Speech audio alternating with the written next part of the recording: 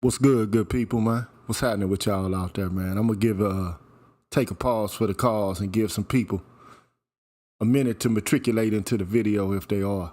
If not, then I don't start to see numbers, come in, then I'm just gonna say what I got to say anyway. This ain't gonna take too long.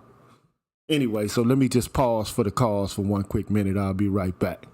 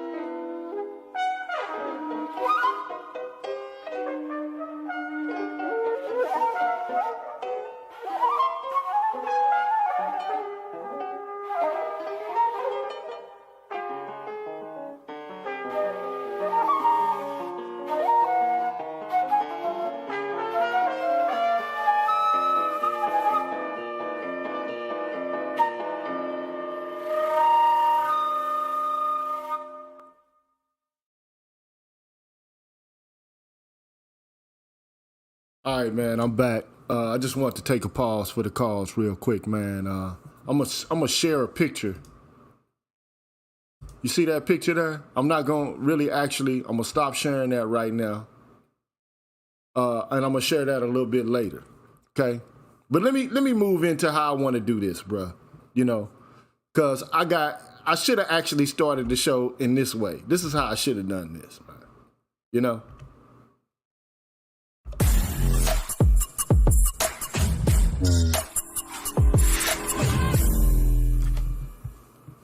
Yeah, this is how I should have done this, man, but I just wanted to wait, man, for at least about 20 people to show up.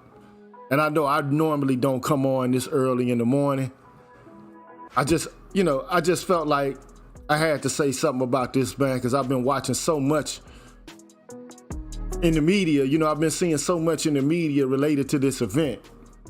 And I didn't speak on it earlier because the man's body wasn't even buried yet. You know what I'm saying? So I just didn't even want to say anything, at least until his body was buried, man. And look, I'm just going to say this, man. Like, I'm not taking no sides in this. I'm just going to tell you, man, from a real nigga perspective, man, how I perceive the events that have taken place in this regard, bro. Just on some real nigga shit. And it ain't got nothing to do with H-Town or ATL. It just got to do with some real shit. Now, you already know, man, like, look, you already know, bruh. You should already understand that homicide from the ages of what? From the ages of 15 to what, 34? It's the highest cause of death for black men, man. I can show you that shit better than I can tell you, bruh. Real talk. That's a fact. Now that's something we already know, bruh. If you look at it, here it is right here. You see the chart. You see it.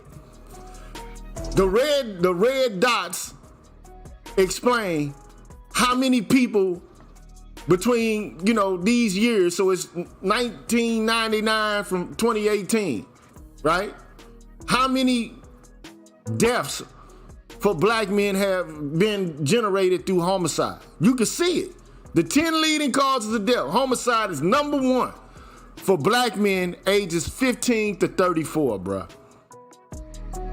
Those are the facts, bruh. Now, it just is what it is. So you already know that going in. So I'm gonna stop the screen on that. That's just what it is. But I've been hearing a whole bunch of theories about this shit, and you know, I just gotta keep it a buck, man. You know, and I at least wanted to say, you know, that before I even said anything about it, at least the man's body was buried.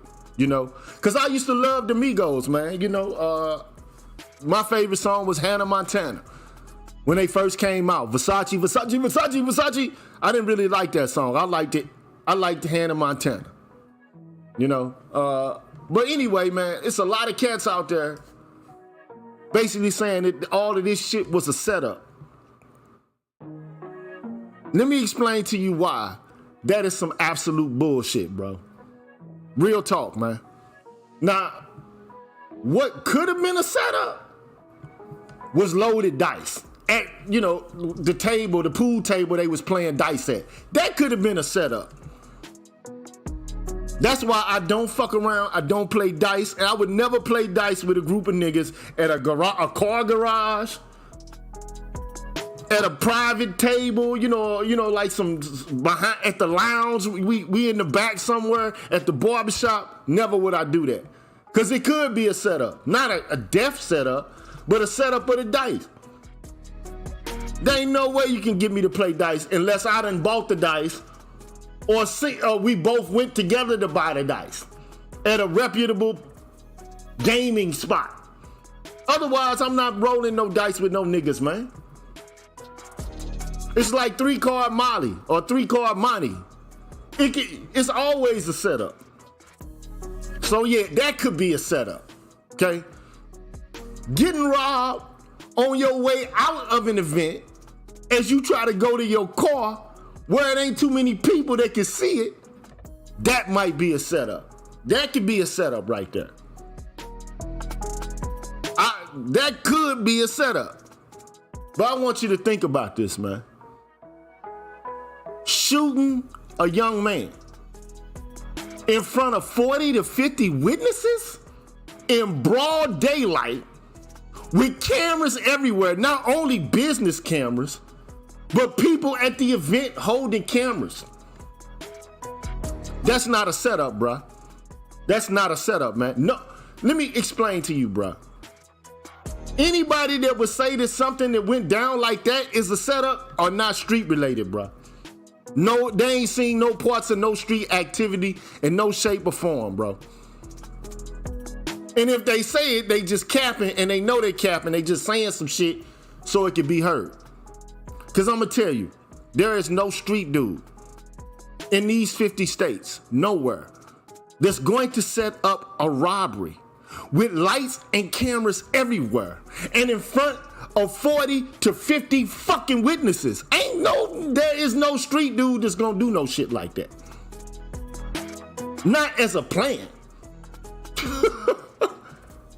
Nobody's going to plan to shoot a motherfucker in front of 40 to 50 people, bro. No, sir. Whatever happened at that event, it was spontaneous. It did not evolve out of premeditation. It did not happen in that regard. Okay? So let me get that out of the way. Now, this is just some nigga shit. I done been around many dice games. I done been around many niggas with guns. I've been shot at. Luckily, I ain't been shot. I ain't gonna say if I had been shot and all that. I'm not gonna say it. But the whole point is, come on, bruh. And there's some people out there saying, okay, so that's the first thing. It was a setup. Bullshit. Ain't no street dudes gonna set no shit up like that. With 40, 50 people around. No. Whatever happened right there. It was spontaneous. It was reflexive. And we already know Negroes ain't got no self-control, bro. We have no self-control, bro. Straight up. You already know what the leading cause of death is for, so it can happen at any moment. It's the leading cause of death. And some say, okay, it was because Lil Cam hated Quavo. Really? Okay, I see it, I see that. That could establish a motive. But how can you prove something like that? How many times have any of y'all talked shit about some celebrity on a social media site? How many times? Is that proof that you got an in for him and that you want to kill him? Does it make you a suspect if they wind up dead? No, it doesn't, bruh. I'm just keeping it a buck right here. I ain't taking no sides. I told you I ain't taking no sides on this shit. I'm just telling you how I'm seeing it. Especially if I was a defense lawyer or an attorney, period. I'd be like, hold on. Just because he put some text out there in 2016, 2017, don't mean that he was basically trying to kill this man. It just means that he had an opinion about him and his music. It is what it is. So that's not a motive for murder, man. In front of 40 or 50 people? No, bruh. No. And anyway, he said shit. Lil Cam said shit about Quavo. He didn't say shit about Takeoff. He ain't make mention of Takeoff in none of his motherfucking Instagram posts or none of that. So no, I'm just keeping it a buck. You might not like it, I'm just keeping it a buck. Does it make it suspect? Kind of, to a certain extent? Could be. But look, it doesn't imply that that dude was the aggressor. Even if he does get into an altercation with somebody that he done made mention of on a social media site, it don't mean that he was the aggressor. It just means he don't like the dude or like his music or whatever. Then let's go back to the setup shit. Everybody's saying that this Lil Cam dude, basically was trying to set up Quavo, and that, Jay Prince, they was working in cahoots. No, I guarantee you Jay Prince Jr. and Lil Cam know each other. They from the same fucking city. They at the same goddamn spot. So apparently they know each other. This is a given. But the question is whether or not they actually came to the event with the motherfucking mind state that, okay, we gonna kill one of the Migos. That shit sounds stupid from the beginning, bruh.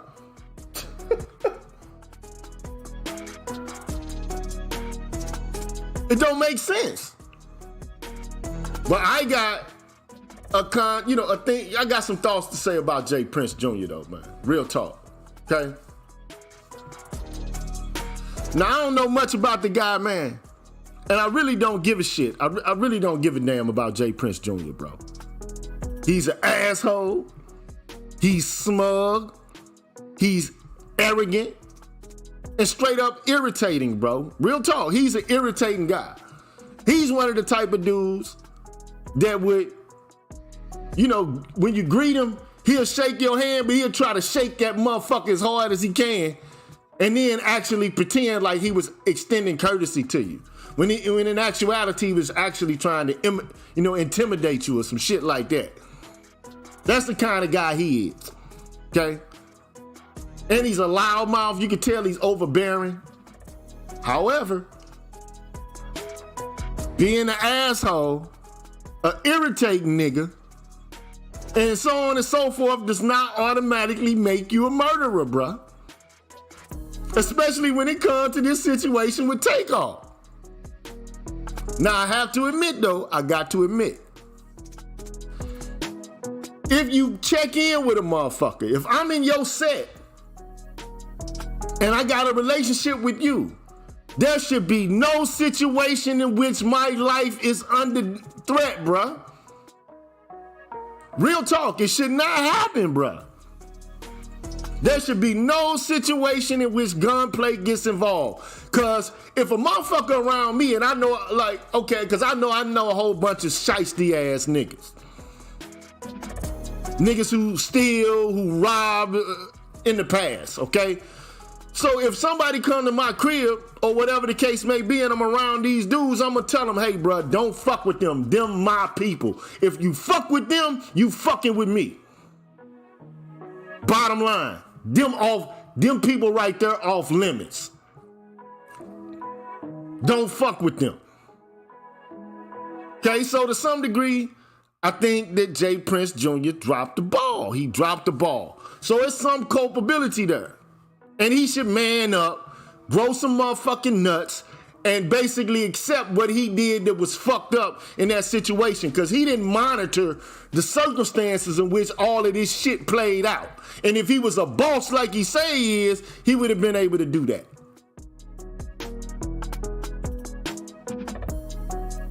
Real talk, if he was bossed up like he say he is, he would have been able to, you know, maintain some control over that, okay?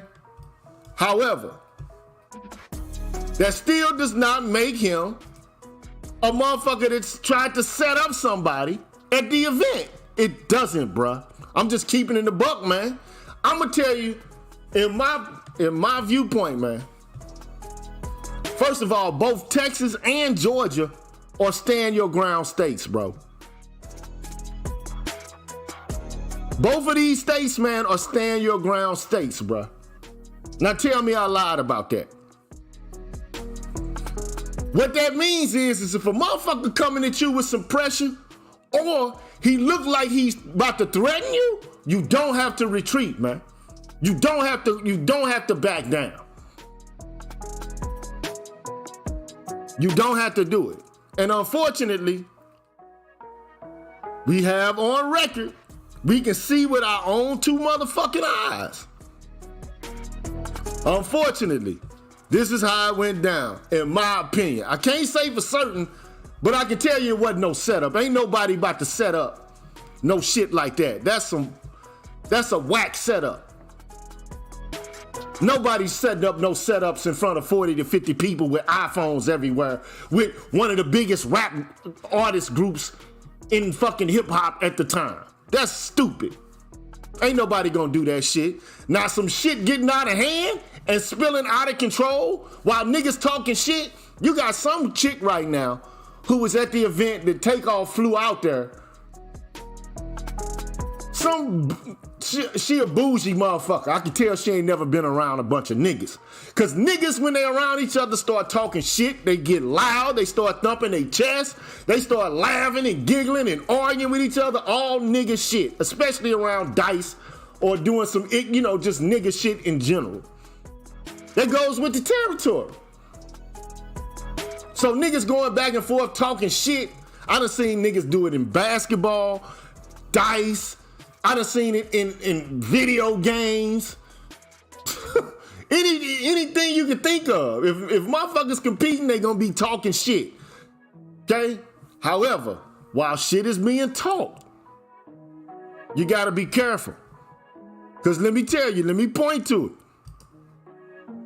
Let me share the screen.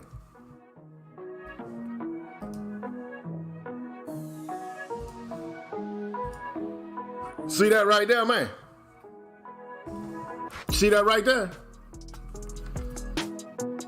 I want you to pay attention to that right there, man. You see that right there, man? I'm gonna tell you something about that right there, bro. I want you to look at that right there, man.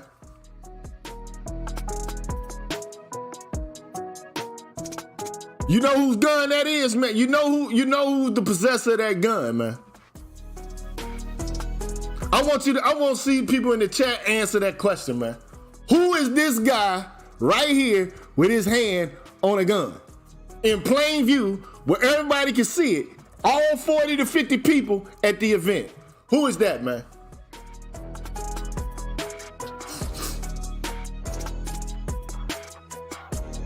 Who is it with the heater, the blicky, the jump off, the ratchet? Who is it?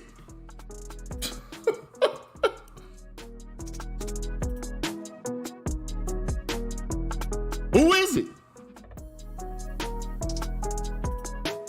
Don't nobody know. I'll give you the answer since don't nobody fucking know who it is. That's one of the Migos, man. Not one of the rapping Migos, but one of the entourage. His name is Migo Bands. That's what they call him, man. Migo Bands. This nigga got his hand on his gun and ain't shooting the motherfucker. That's a problem right there, man.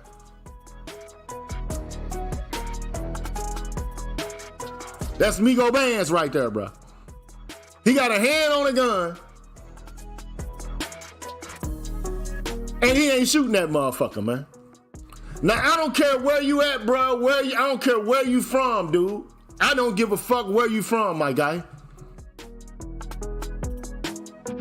I don't care where you from, my guy. But if I see you like that, and it's an argument going down, and I got that heat too, nigga, you getting shot right then and there, dog. You don't ever put your hand on a pistol, man, and act like you about to draw it without fucking drawing it and putting the motherfucker down. Those are the facts, man. That shit right there got Takeoff shot, bro. That shit right there created the conditions in which gunplay got involved, dog. Real talk. Now, that's just my opinion on it. It's just, if I see that, and niggas arguing, and then another guy say somebody about to get hurt, bruh, somebody getting dropped, dog. I'm not gonna ask no questions about it. I'm not gonna start motherfucking debating or thinking or reflecting on should I do it. Dog, you just basically, you got the heater pulled out with your hand on it. Another nigga said he was about to hurt a motherfucker. Dog, in my eyes, those right there, I'd rather think about it later than think about it while a bullet is in my bread and I'm on a fucking gurney somewhere, dog. Hate to say it, I don't think it was a setup, man. I do not perceive this as a setup, bruh. How many times have you been around guys and you start getting loud and talking a whole bunch of shit? How many times you done gamble with a guy and start getting loud and start talking shit? And this ain't the first time that Jay Prince and the Migos and all them been around each other. That ain't the first time they done been around each other, bruh. They done this on many different occasions, bruh. So no, this ain't some brand new shit, bruh. They been around each other, man. So yeah, if you looking at like Mike Rizzi say, if you got the strap out, this is before any shots were fired. I know who you associated with. Dog, you got to get popped. You got to get popped, dog. Bottom line, I'm not gonna sit there and reflect on it and think on it, bruh. In my opinion, this is the reason why gunplay got involved in the first place.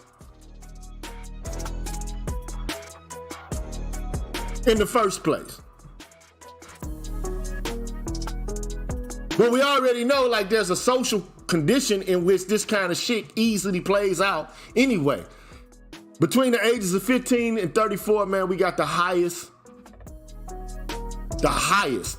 homicide rate.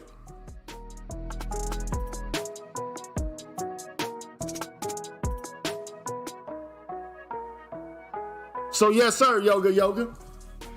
Yes, sir. It means it's about to go down. But you can't, hey look, Migo Band made a mistake, bro. You don't pull out that blicky like that, man, if you ain't about to shoot it, dog. You got to, what you got your hand on, you got to be deliberate in what it is you about to do, bro. Real talk. You can't sit there and second guess whether or not you about to do something when you got your hand on your gun, bro. And other niggas seeing it in Texas? We talking about Texas, bruh. Ain't that the place of the OK Corral, the Alamo? Come on, man. You can't be in Texas with your hand on a gun, dog, and you ain't shooting the motherfucker. I'm sorry, bruh. It's an open, you openly can carry. You can carry, but you can't openly draw and let a nigga know you got your alarm raised up. No, sir.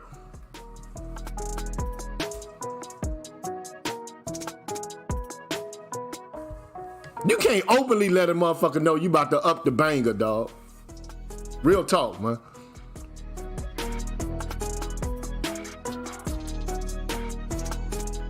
Now let me say this. I'm not blaming Migo bands. I'm not saying Migo bands,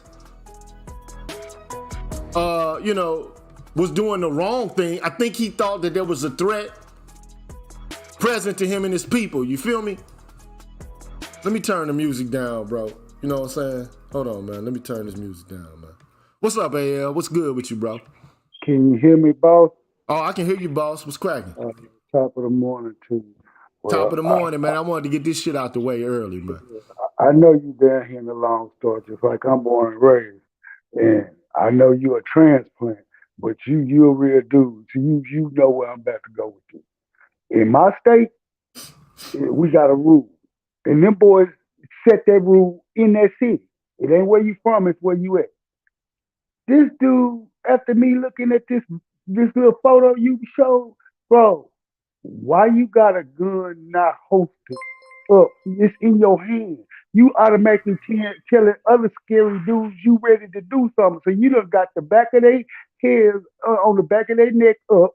So, and like you say, when we get around each other, the little fake ass male testosterone start coming on in that age bracket, and everybody barking and barking and barking, and they don't know how to distinguish barking from real biting.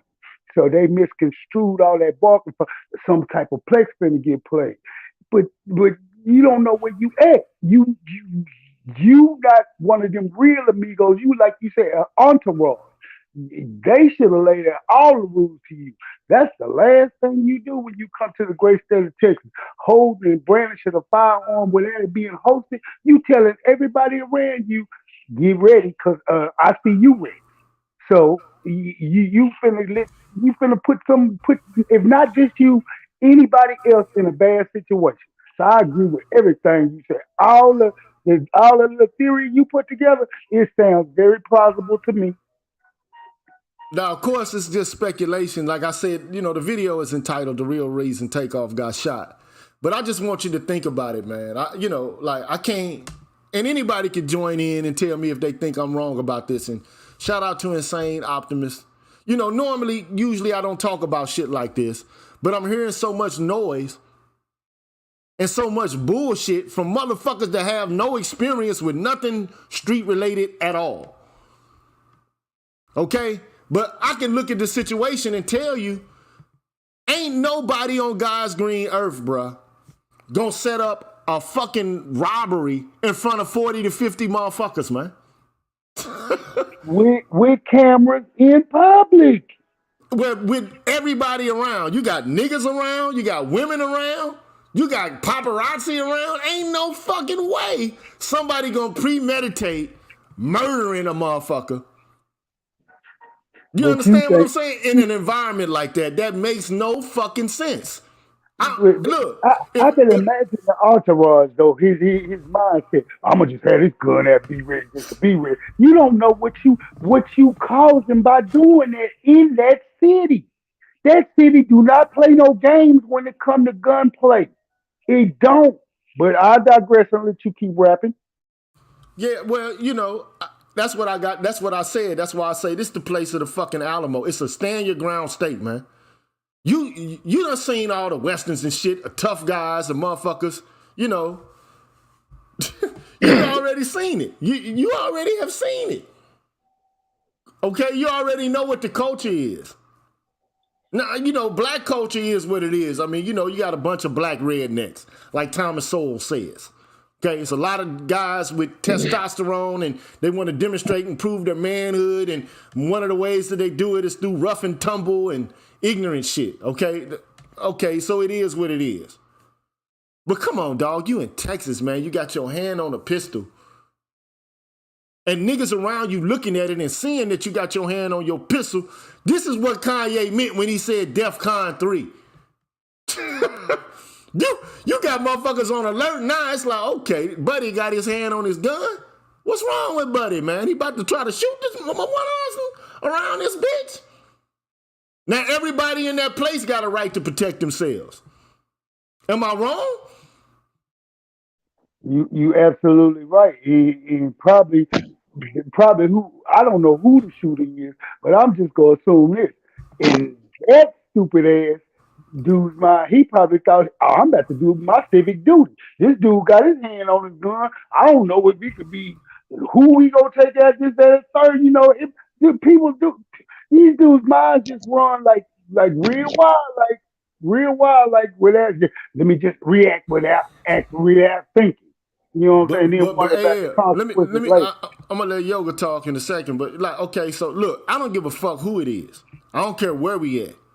If you got your hand on your gun, right, and I'm in the spot where you at, I gotta keep my eye on you and worry about whether or not you're gonna kill me. Yeah. I don't give a fuck if nigga. I done seen family members shoot each other, dog. Like straight up, like nigga, this your cousin. This nigga just shot you and shit over some bullshit. When You that get what I'm gun, saying? yeah, and So when that gun come out, everybody's eyes get focused and fixed on that dude who got that gun there. And then he probably looking like, why everybody looking at me with bad intentions? Motherfucker, you holding and brandishing a firearm in public. yeah, but go ahead, Yoga. Look, all I got to say is, I hate to say it, but I don't think there's gonna be no convictions in none of this. I really don't believe that there will be. No convictions in none of this shit. You see, ain't nobody even been arrested yet. Have they? I ain't found a gun nor a shooter, to my recollection. Yoga, man. I know you from the ATL. What's your thoughts, bro? Yeah, I'm from the A, and been heavily involved in the music industry here in Atlanta. For Uh, sure. Want to say one thing first. The guys that are getting signed, why don't they officially send their homeboys who ain't doing nothing that's drag-alongs, officially send them to the security training course where they get firearms training, they get the protocol, they get the laws, they get the traveling laws, and then they get the traveling license to do security and all that. And it's the same what they already paying them. I'm sure Migos paying all the other guys who hold, that you show holding the guns and being they homeboy security, but they don't know it officially. That the guy didn't understand, and even the police know this. When you put your hand on the trigger of a gun, that then if somebody, it's like the rules of boxing. Once you put your hand on the gun, protect yourself at all times, and other people can fire at you and beat it in court because they're going to say, he clenched this gun. Bruh, look, this is an open and shut case to me. Yeah, you cannot. All I had to do was see if you with them, if you with the Migos, And you got your gun clenched with the hand finger on the trigger. and he got his hand on his gun before any shots got fired. Yep, you can fire on him first and it'd be self-defense. That's why you pointed it out, Doc. You said in Texas, the old school OK Corral in Texas out west in Oklahoma, the rule was when they call you to a standoff, you walk, and then as soon as you put your hands on your gun, that meant you liable. The other man can shoot you. Ding, ding, ding, ding, ding. It's on the pocket. Yeah, and the police even tell you that. Take your hands off the gun. That's the first thing that's what the police use. He had his hands on the gun. And that means it's an extension of a sword, like you can kill at that point in time. So a lot of guys seeing the movies and the rap videos and don't understand the rules of when you actually put your finger on the trigger. So if you're walking around in public, people, with your finger on the trigger, somebody else can fire on you first because you're an immediate threat to them once they realize you have your gun clenched. Those are the actual real laws. That's why the police don't put their hand on their gun until they're ready to put you down and tell you to stop right then. Otherwise, they'll talk to you without their hand on their gun. So we need more education for our younger brothers on the true gun laws in these states where they can go just get the gun now. They need to know the laws of it. But it's sad. But to me, bro, Yoga. No, that's hood rules. Hood rules also. You right. That's hood rules. Man. Hey, Do not. The hood rules. Do not pull out a knife or a gun on nobody, especially while somebody arguing, or you see somebody right there having a piss test, ego thumping and chest bumping. Yeah, no, I got this much stacks. No, we from Houston. We got money too, and that's what was going on. We got money too, or we got money too. Now, see, not to jump in there too much, but that's what. No, go ahead. Yo, respect. Yeah, Yoga, I ain't talked to you since you was on platinum. You know what I'm saying? Busting his head with the truth. You know what I'm saying? That's some good shit. yeah. Respect, GG. You know what I'm saying? How you doing, Respect, sir? respect. Respect, AL. I Is said, it, my brother from another mother. Salute. I digress. You know what I mean? Mhm. Yeah. The thing is, it's Texas etiquette. The thing is, there's a localism here in Texas that a lot of cats, and I hope a lot of people are listening, not just folks watching the show. There's a localism here. There's an etiquette that you must have because you got to remember, if you're in the game in Texas, you can go platinum on your own. You can go platinum without contract. That means selling 1 million out the trunk, out the backpack, or whatever. So this, and remember, Texas is always, kind of wanting to be their own country anyway, and that's how they rock it here. You know what I'm saying? That's that ethic that they got on. That's why the pilgrims here be a lot more out of pocket here than any other place. You know what I'm saying? It's a certain kind of Texas thing. So Texas is the world for these cats, you know what I'm saying, from here who can be ballers on the same level as, Migos or whoever come here. The thing is, they have names throughout the entirety of the world. But when they get here, it's like, hey, nigga, Texas is my world. Everybody that know me just as much as they know you. And I ain't even been to Afghanistan yet or Canada or wherever they've been touring and shit, right? So and remember, in Texas, they got beef on one another, like everywhere else. But you cats from Dallas that go to Houston, you got to be on your swivel. You got to be on your localized cordiality, if you will.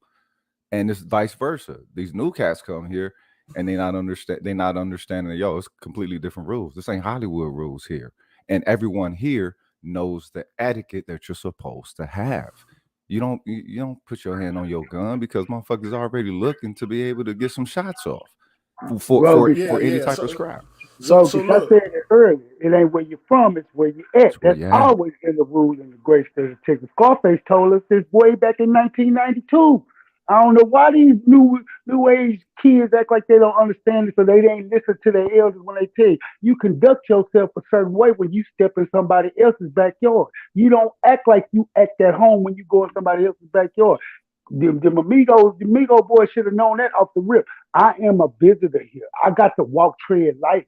You don't walk around like you got an S on your chest and you can just split your shirt open at any time and say what you go do. It's somebody around here who got a piece of kryptonite for your ass, boy. For real. No, no, no. I'll say this. No, no, no. Let me just say this, right? I just want to make it perfectly clear. All right.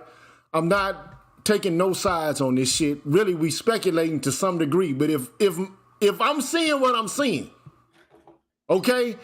If Buddy from Migo Bands had his hand on his gun and was brandishing that motherfucker, and niggas could see him in Texas when he's supposed to be amongst friends, even if they arguing and yelling and talking shit, okay? Even if they irritating the shit out of you, because that's part of what niggas gonna do to you anyway if y'all gambling or if, y'all ego, Exactly. like ego tripping or whatever. Exactly. Niggas gonna do that anyway. But what you gotta be, that's why Jay Prince come in, he gotta be like, look, man, it's time for Buddy to go home. You know what I'm saying? Like they came out, you done broke his pockets off, much as you gonna break them. You understand what I'm saying? You got what you got, nigga. Be happy you got that. And he should have been the one to cut it off. Okay? Yeah. But Buddy ain't helped the situation by having his fucking hand on his gun. I'm just keeping it a buck here, man. I'm not even trying to be ignorant, man. Yeah, I mean, but that's the thing, man. Is like I said, it's a localized cordiality. Even though how big Can I? Texas is, we know how to operate with that. But then these cats come in thinking Hollywood, and what I'm saying, the ballers here ain't Hollywood, but they still ballers, and they still ballers on the level I don't think. to they're balling on the level with the mayors, they're balling on the level with the doctors, they're balling on the level with the other celebrities around. And these cats, I don't think they, it's they made it directly out the mud. Texas. I Huh? don't think it's directly Texas, the environment. I think it's more surrounded by this could have happened anywhere in the States. I think it's instead of it being environment, I think it's centered with gambling, and then you got emotionally stunted males. That's what it really is. Because I've seen the same thing. The same thing happened in Atlanta 2 or 3 times, but the guys wasn't as famous as Migos. When you gambling and you gambling with guys and this women female around and the guys are directly chumping each other off, it's a dangerous situation when it's not in a controlled environment with security and police like a casino. And they already intoxicated. That's happening over and over. They're not just as big as the Migos. Tonight, Monday night, somebody gonna be on the Monday Night Football. It's gonna be all the gambling spots, after hour spots all around America. And the same thing happens when you got it's kind of when you got frustrated young males. This is a fast way of getting the economic gain, and you got taking shots, talking shit about each other's egos. That's just a deadly combination. I don't think it was just it being in Texas. This happens over and over and over again the same way. Well, no. That's what. But wait a minute. That's why I posted the information initially. I'll post the shit again. You know what I'm saying? Like, I mean, this ain't it. It is, and it's not unique to Texas. It's not unique to Texas because the reality is that homicide is the #1 cause of death for black men between the ages of 15 and 34. Those are the facts. Okay? So he is correct when you say if you put alcohol, gambling, and guns together, that's like a fucking... With no security. But see, you know what? You know what? That's the problem. Okay? But Jay Prince should have provided security. Exactly. So that's why I say. So I say there's some negligence there to some degree, but then you also have to factor into consideration the following: Texas is a state where you can carry your fucking gun, and nigga can't tell you can't have your gun in certain spots. Exactly. He can't tell you, oh, you can't bring that gun here, or he might be prone to not because that's part of the culture. You understand what I'm saying? So, I personally don't think it, is absolutely unique to Texas. But I think though, like you got to understand, Jay Prince should have told all the cats from the Migos, you good. You don't need no bangers, none of that shit. Yeah. I got you covered in this bitch. Don't say nothing. That Don't move unless place, I tell G. you to move, bro. He could have said that, G. Well, yoga, wait a minute. If you got to understand something, like I said, there's a certain etiquette here, though. That shit don't happen all the time there. Then one other time it happened with the old boy, the jeweler, right? Now, I think that was some inside shit. I think maybe the, Migos shit was some inside shit, whatever. But the thing is, you again, being here and seeing how cats in Fort Worth get out of pocket with cats in Houston, how cats in Dallas get out of pocket with cats from South Dallas, how North Dallas don't like Plano cats, whatever, something like that. Like it's that tight here, cause it's to the point to where Texas could definitely. Okay, let's get into it. The game that the Migos is in, and in Atlanta, Texas could definitely be, or Dallas and Houston can definitely be in Atlanta, right? Plenty of talent, plenty of people, plenty of great expression and everything, but they can't get along like that because they don't bond well one another. Somebody start coming up having things since 1989. You know what I'm saying? Oh, I'm having things. Somebody else want things, right? So let's just say that climate is already here. We're talking maybe 2-3 generations deep. So before the Migos get here, you're already dealing with people and youngsters, mind you, that has grown up with adults who already had them issues. So it's already volatile when it, like you said, with self-worth, people got inner worth issues and shit. All right, whatever. You know what I'm saying? You balling and everything, but you still got to have 30 chains on you. Yeah, okay, you're going to have some self-worth issues. But there is an etiquette and an understanding that is already established here. If it's already that sensitive, Migos ain't knowing it. I know Jay Prince, Mark ass, is knowing it.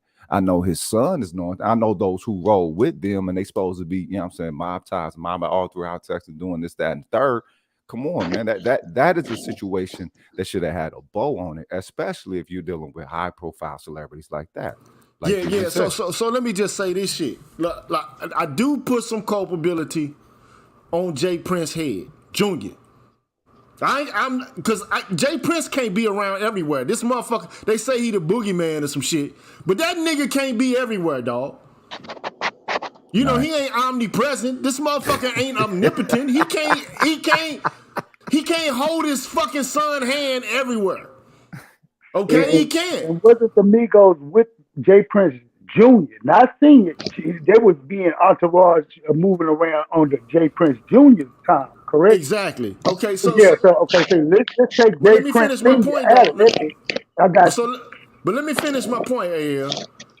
So does Jay Prince Jr. take some he has to bear some responsibility on this, precisely because you are the sponsor of the dice game. We know that this is your spot. This shit happened where you were. Right. So these niggas is multi-platinum millionaires, dog. Yeah. They not supposed to be getting no heat from your squad. Okay? But at the same time, the Migos ain't supposed to have their hands on no guns either way. Right. They ain't supposed to. Migo bands is not supposed to be brandishing no pistol, dog. Especially if you ain't shoot. Common sense say if you pulling a gun, nigga, you shooting that motherfucker. You ain't got your, or you pointing down, you aiming down sights at a nigga. Yep. That's just the way gun shit is in everywhere. It don't matter, it could be in fucking Ukraine, goddammit. In Puerto Rico, if you got your hand on your gun and you're around a bunch of niggas, either you shooting the gun or you're aiming down sights.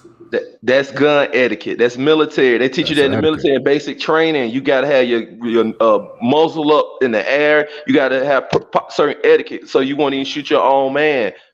Certain things like these guys don't know gun etiquette. Can I pose another question to everybody on the panel? And look, wait a minute before you even go, man. I got 85 likes, man. I got 140 people watching. Get them likes up. Get the shit up, man. And then look, man. Also. Support the motherfucking channel, man. Stop just, motherfucking free riding and shit. Throw some support down, man. Get him. I didn't know he was gripping the gun like that. You brought a whole new chapter to it for me, GG. When I saw that, I had to hit the panel. I'm like, what? The guy was clutching the gun? Buddy had his hand on that pistol, man. And look, I don't give a fuck where you're from, bro. Get what you get. If I see you with a pistol, and you look like you getting testy with me with that motherfucker, bruh. I'm not gonna, nigga. You shouldn't have waited. You should not have waited, bro. I'm gonna light your ass up. Christmas tree. You know what I'm saying? I'm gonna light you up, bro. Fa la la la la.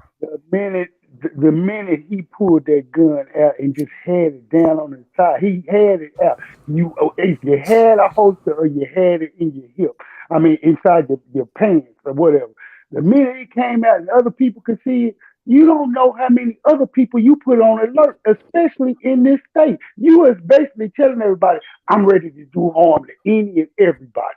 So you have made whoever you with a target, even if they wasn't. They could just could have been doing like everybody else said, just shooting the shit, testing testosterone, trying to make some money. But you being a part of the crew, but ain't gambling, ain't got no money, ain't doing nothing but thinking, oh, let me just have this out to show that we tough. Yeah, okay. You done got your partner put in the motherfucking pinch.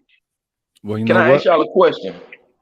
Yeah. Is it time for us to say, oh, y'all can't listen to the music. We got to ban that type of music. Can't even listen to it no more. For me, I'm talking about my little ones in my family. Nah, that can't even be on the playlist. We got to take all that off and kick it that way. Nah, that ain't what you do. And if you saying that, you gonna have to say that about all rap from today's time. I'm saying it's at that point, fellas. Is it not at that point? Well, this is the question. Is it not at that point where we gotta hold on curve it as the men in the community start, and we gotta start bucking on some of it? Nope, because it's there organically. It's there organically as it was generations prior to that. The black community is a Hold broken ass on, it's not community. there. Let me Now finish. we know Let me we have finish. enough. We have Let enough me studies finish. and research to look back at hip It hop don't, it over don't, ma- it 30 don't or matter 40 what years. studies and Hold on, research hold you on, got when you're hold, dealing hold with on, hold on, adolescents who have On that inner work time, hold on, hold issues, on. Let and me you have these hold young on. cats Okay, go ahead. putting forth all these You didn't see what genuine I was kids. saying, brother. You I responding to something understand. I didn't even say. I'm letting you know, bro. What we gonna do? See, this how the shit was when the motherfucker got shot at the pool hall.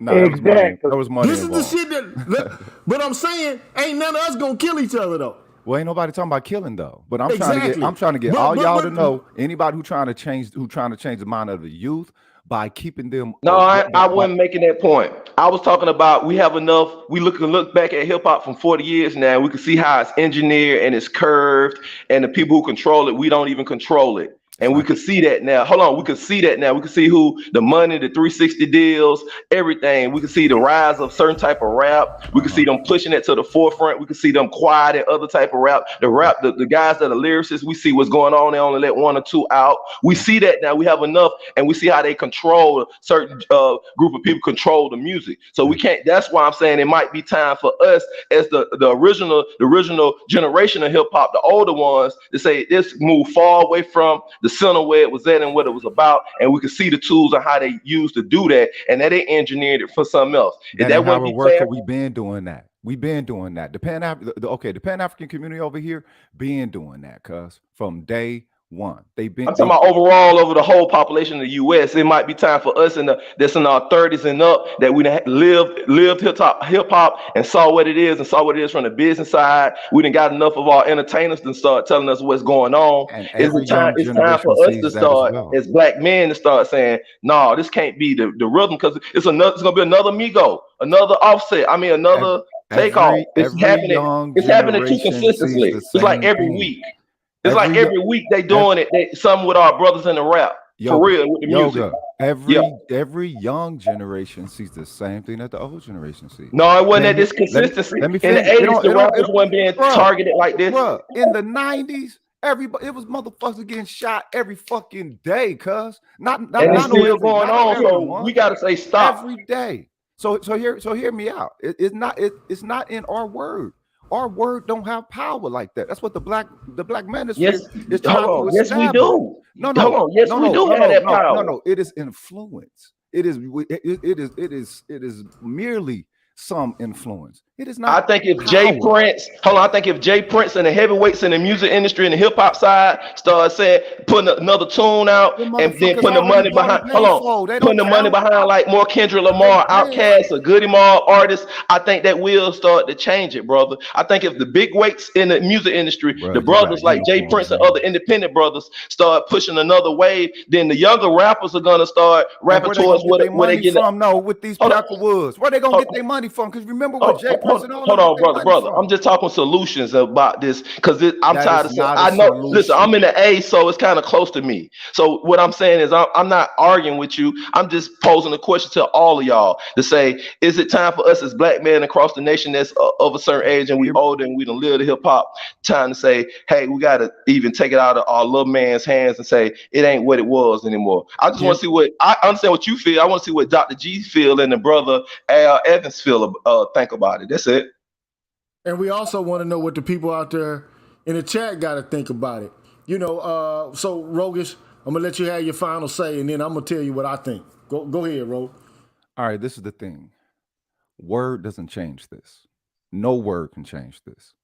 Only other cultures, and the youth are not embracing any countercultures brought forth by black men as a whole, right? Black men aren't really putting forth any aspect of countercultures as a whole because we're split it on different goals or whatever we think would be the best solution, right? The thing is, the youth see the same thing that the elder generation sees, but it's a different appetite that they have because, like you spoke of earlier, you're dealing with generations that don't have an adequate amount of inner worth or an adequate amount of solidified inner worth. Ergo, they partake of the popular culture, you know what I'm saying, and do it in the way that the TV presents it. You're fighting culture against culture. So our word alone isn't going to do it. And if you can see the physical, the detrimental effects of the culture that you wish to be stopped, you're going to have to provide just as big of a force to be a barrier. Okay, so let me stop right there, okay? So I'm GG, man, also known as, the G with the PhD or whatever you call it, So I do have a doctoral degree in philosophy, okay? To be honest, to some degree, I think what Rogus has said is true, and what Yoga said to some degree is true. I was about to say intimate partner homicide, but homicide in general in American society is down from what it was in the 90s. It's on a downward track. Now you're gonna have spikes, because if you look at any distribution curve, it's going to go up and down. There's going to be fluctuations, okay? Going to be dips, and then there's going to be, peaks in it, But in terms of the general trajectory, homicide is down. But it still doesn't mean it's unimportant, because it's one of the biggest causes of black male death from the ages of 15 to 34. So we still need to be attentive to it and find means and methods by which to mitigate it. Okay? Now, I understand what Yoga says, because to some degree what you get is you get subliminal training and indoctrination and enculturation to react with guns in a knee-jerk fashion. Okay? To be quite honest, man, every situation, every conflict does not cause for the blam blams, bro. Just don't call for it, man. Fact. You know what I'm saying? If you Joan on me and get me, real good, you know what I'm saying? Or even if you make me lose, for example, I'm Quavo, right? I got to be at least worth 30 mil, right? Even if this nigga Joan the shit out of me and break my pockets to 15 to 30 G's, right? I still got 29 million. Facts. My motherfucking nephew's still alive, right? But you're in a worth. But you get the picture. But hold on. So what I'm saying is, we have created a culture where everything is settled by means of gun violence. But that is a larger problem of American culture and in general, okay? Because let me tell you, man, there's reasons that I'm for and against, or there are arguments for and against the proliferation of handguns and assault weapons in the United States, okay? Arguments for and against it. I'm really actually for guns for black people in order to be able to protect themselves from police and, from hostile white people and from one another. However, there has to be some kind of culture centered around when we use them and when we don't. We shouldn't be, be on that much of a guard against one another related to gunplay. But we are, though. You understand what I'm saying? We are, though. But this is a larger problem with America in general. Just guns, man, and machismo. You see dude, everything that's being said, or talked about in the movies about the West, that shit ain't just fiction. Motherfuckers was actually out here robbing and stealing and shooting and gunslinging, bruh. Just America in general, right? So, how do I feel, man, about young guys, man, with guns? My solution to that shit is, man, giving them an alternative, bro. But America is really not interested in giving young black boys an opportunity or an alternative other than the one they got. Compressed and depressed conditions, ghettoized poverty, single family, conditions where the school system is fucked up. And, basically, you free, but, you free to be damn near poor as a motherfucker. Or, we see the areas that these kids come from. Man, did you see the youth the pictures of Takeoff and Quavo when they was around about 6-7 years old, man? Did you see them pictures? Nah. Man, look at these dudes, man. They ain't have if it wasn't for hip hop, these little dudes wouldn't have had a chance, man. Straight up, man. So it was already little yummies, huh? Bruh, look at this shit right here. Young Takeoff and Quavo, man. Images. And we're talking culture now at 6. Bruh, we talking culture, man. Look at this shit, man. Hold on. Pay attention, folks.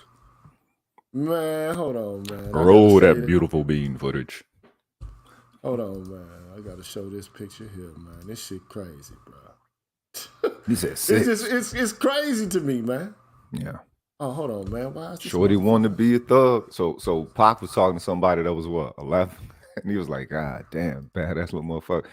You went 6? So 5. What was kindergarten like then? Man, look at this shit here, man. Oh, hell no. They got t-shirts on the show. Man, they out there looking like Dork Durf, nigga.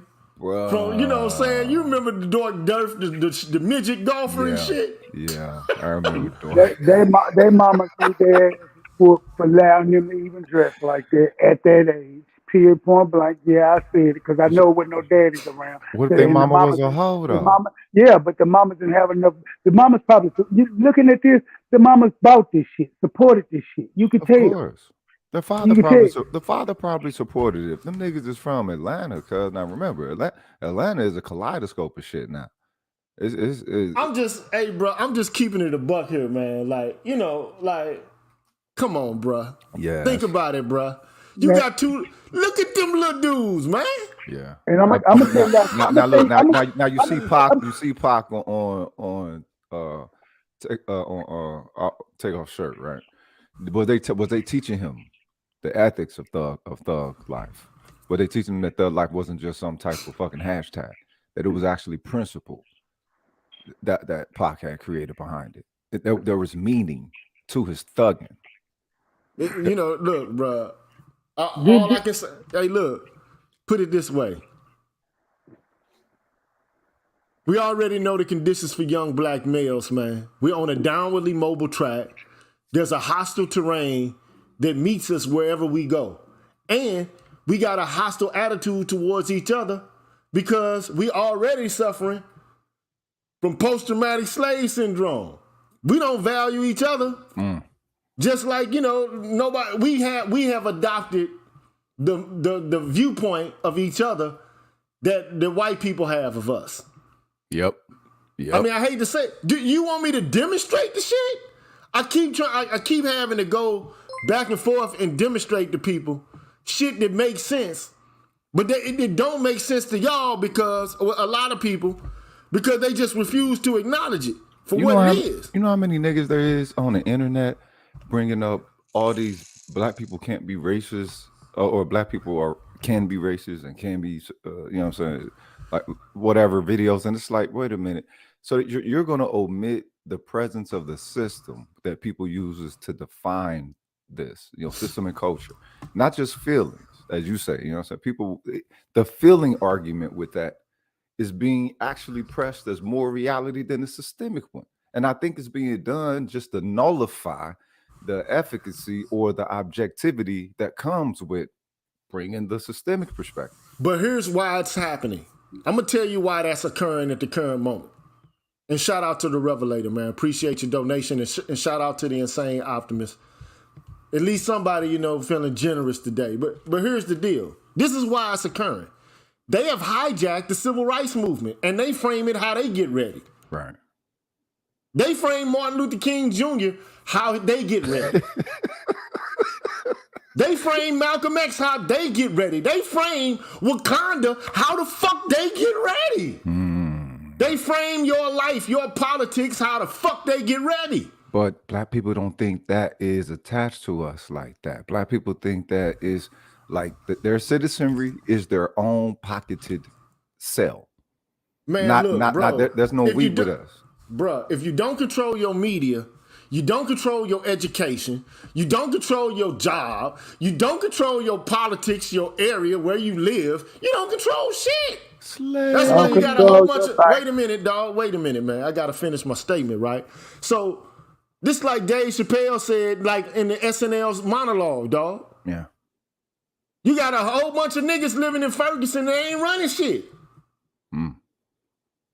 Oh, I think that's where I heard it. I can't be sure. But the whole point is you got a whole bunch of niggas in an area and they ain't running shit. And then you got a small amount of motherfuckers in Hollywood that's running shit. I mean, you can call them Jews, Gentiles. I don't give a fuck what you call them. But the real issue is we ain't controlling it. So do you think black people have such a desire for self-rule to that degree? We don't even know about self-rule. We don't have the desire to self-rule. That's the problem. That's the problem. That's the problem, man. Autonomy is the problem, bro. And what we think is autonomy is not really autonomy. Autonomy. Well, you know, that's a clever one. Right. Right. So that's a little clever, you know, entendre. But I mean, yeah.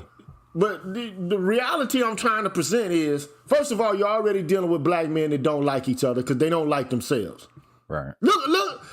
So if you think niggas love themselves, then why do little babies act like this, bro?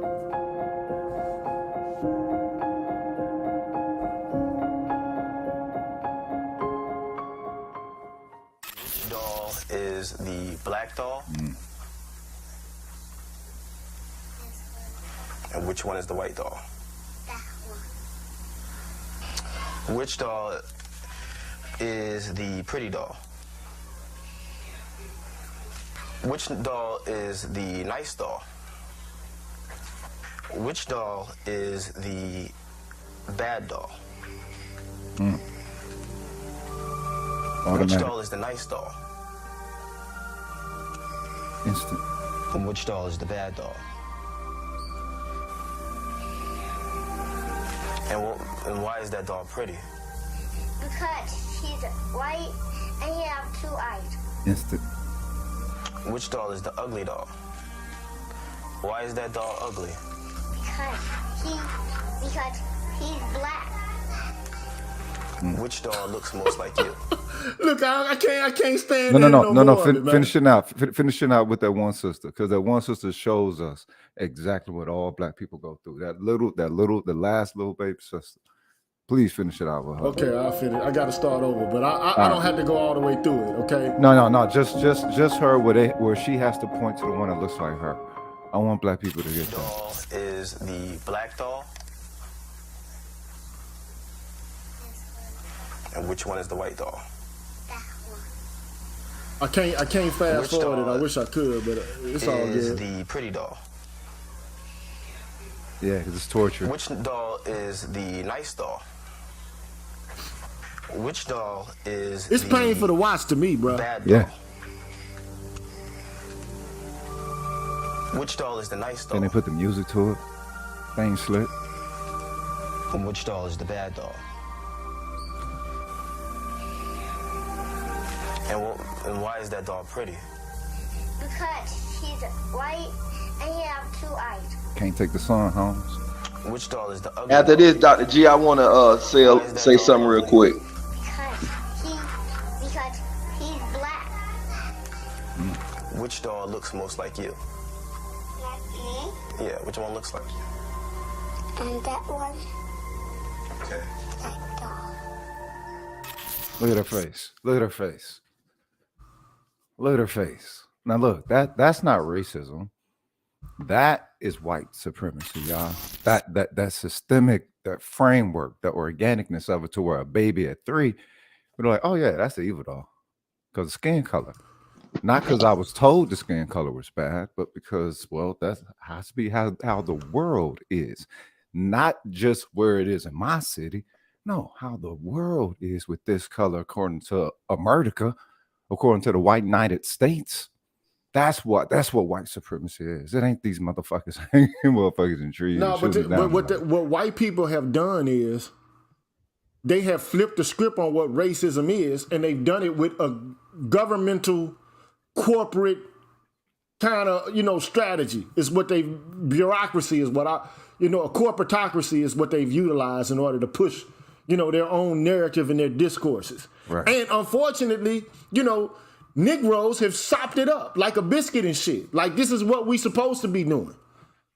Okay, so how do they believe in God? The left is the black left, progressive left, over the past 25, 30 years have been trying to utilize a civil rights strategy This old. It's fucking over with. Like, How was Martin Luther King Jr. himself said, it's fucking done, dog. We did what we had to do in terms of, desegregating lunch counters at Woolworths and so forth. Okay? We opened up the public spaces. Now it's time for something different. Right. It's time to go after economics. Economics is the key. Class is the key right now. Right. Fuck all the rest of this shit. We already opened up the public spaces. Right. But you know what? Niggas couldn't let it go because gay motherfuckers got to come in now. Bitches got to come in and do shit now. Yep. Everybody wants I want representation and bitch. I want tasting and representing. I want representation. But who gives a fuck? When at this moment, it's about money, man, and resources. And health insurance and being able to fucking retire without being afraid. That's what the shit is about. But niggas, the intersectional crowd, I think they're stuck in a time warp. And white people have been the authors of how we perceive what racism is. How the fuck they gonna tell us what it is? Yeah. How the fuck we gonna sit there and let them tell us after slavery, Jim Crow, mass incarceration, and the school to prison pipelines and police killings and shit like that, now they gonna tell us what the fuck it is? And we sit there and you got niggas on social media doing reaction videos like listening to Charleston White tell us, or Kevin Gates say some shit like, we are our own word enemy. Oh shit, that's shit. Cause do we look at the rappers just like we look at these political puppets that they put out to get us to sway the culture and to sway how we thinking, and we see that they tied back to these corporations and to these political candidacies, political parties. It's the same way with the music now. The rappers are signed to these corporate machines that are arms of these bigger systems that you point out, Dr. G. And that's what it wasn't a problem early on because rap wasn't. Run DMC came out with My Adidas. They didn't have no fucking Adidas deal until later on. Exactly. They did it because they loved Adidas. Yeah. Okay. Now, when you start signing partnerships and deals and shit with motherfuckers, and you a silent part, in fact, you just a nigga that they using in order to sell some shit, like a motherfucker doing a TV commercial. Exactly. Yep. You understand what a TV? It's a difference between owning the company and being on the TV commercial. Like, hey, my name is Shaq, and I support this product. Come in my store. We're gonna, I sell this. Or like Michael Jackson dancing for Pepsi or some shit, or Coca, whatever it was. Yeah. I think it was Pepsi and shit. Pepsi. That nigga ain't own Pepsi. They gave him some money to appear on a goddamn commercial, man. But these people, they understand what the fuck they doing. Now, see, the difference between Kanye was trying to have a partnership with these people. So at least Negroes are beginning to learn, okay? They beginning to learn.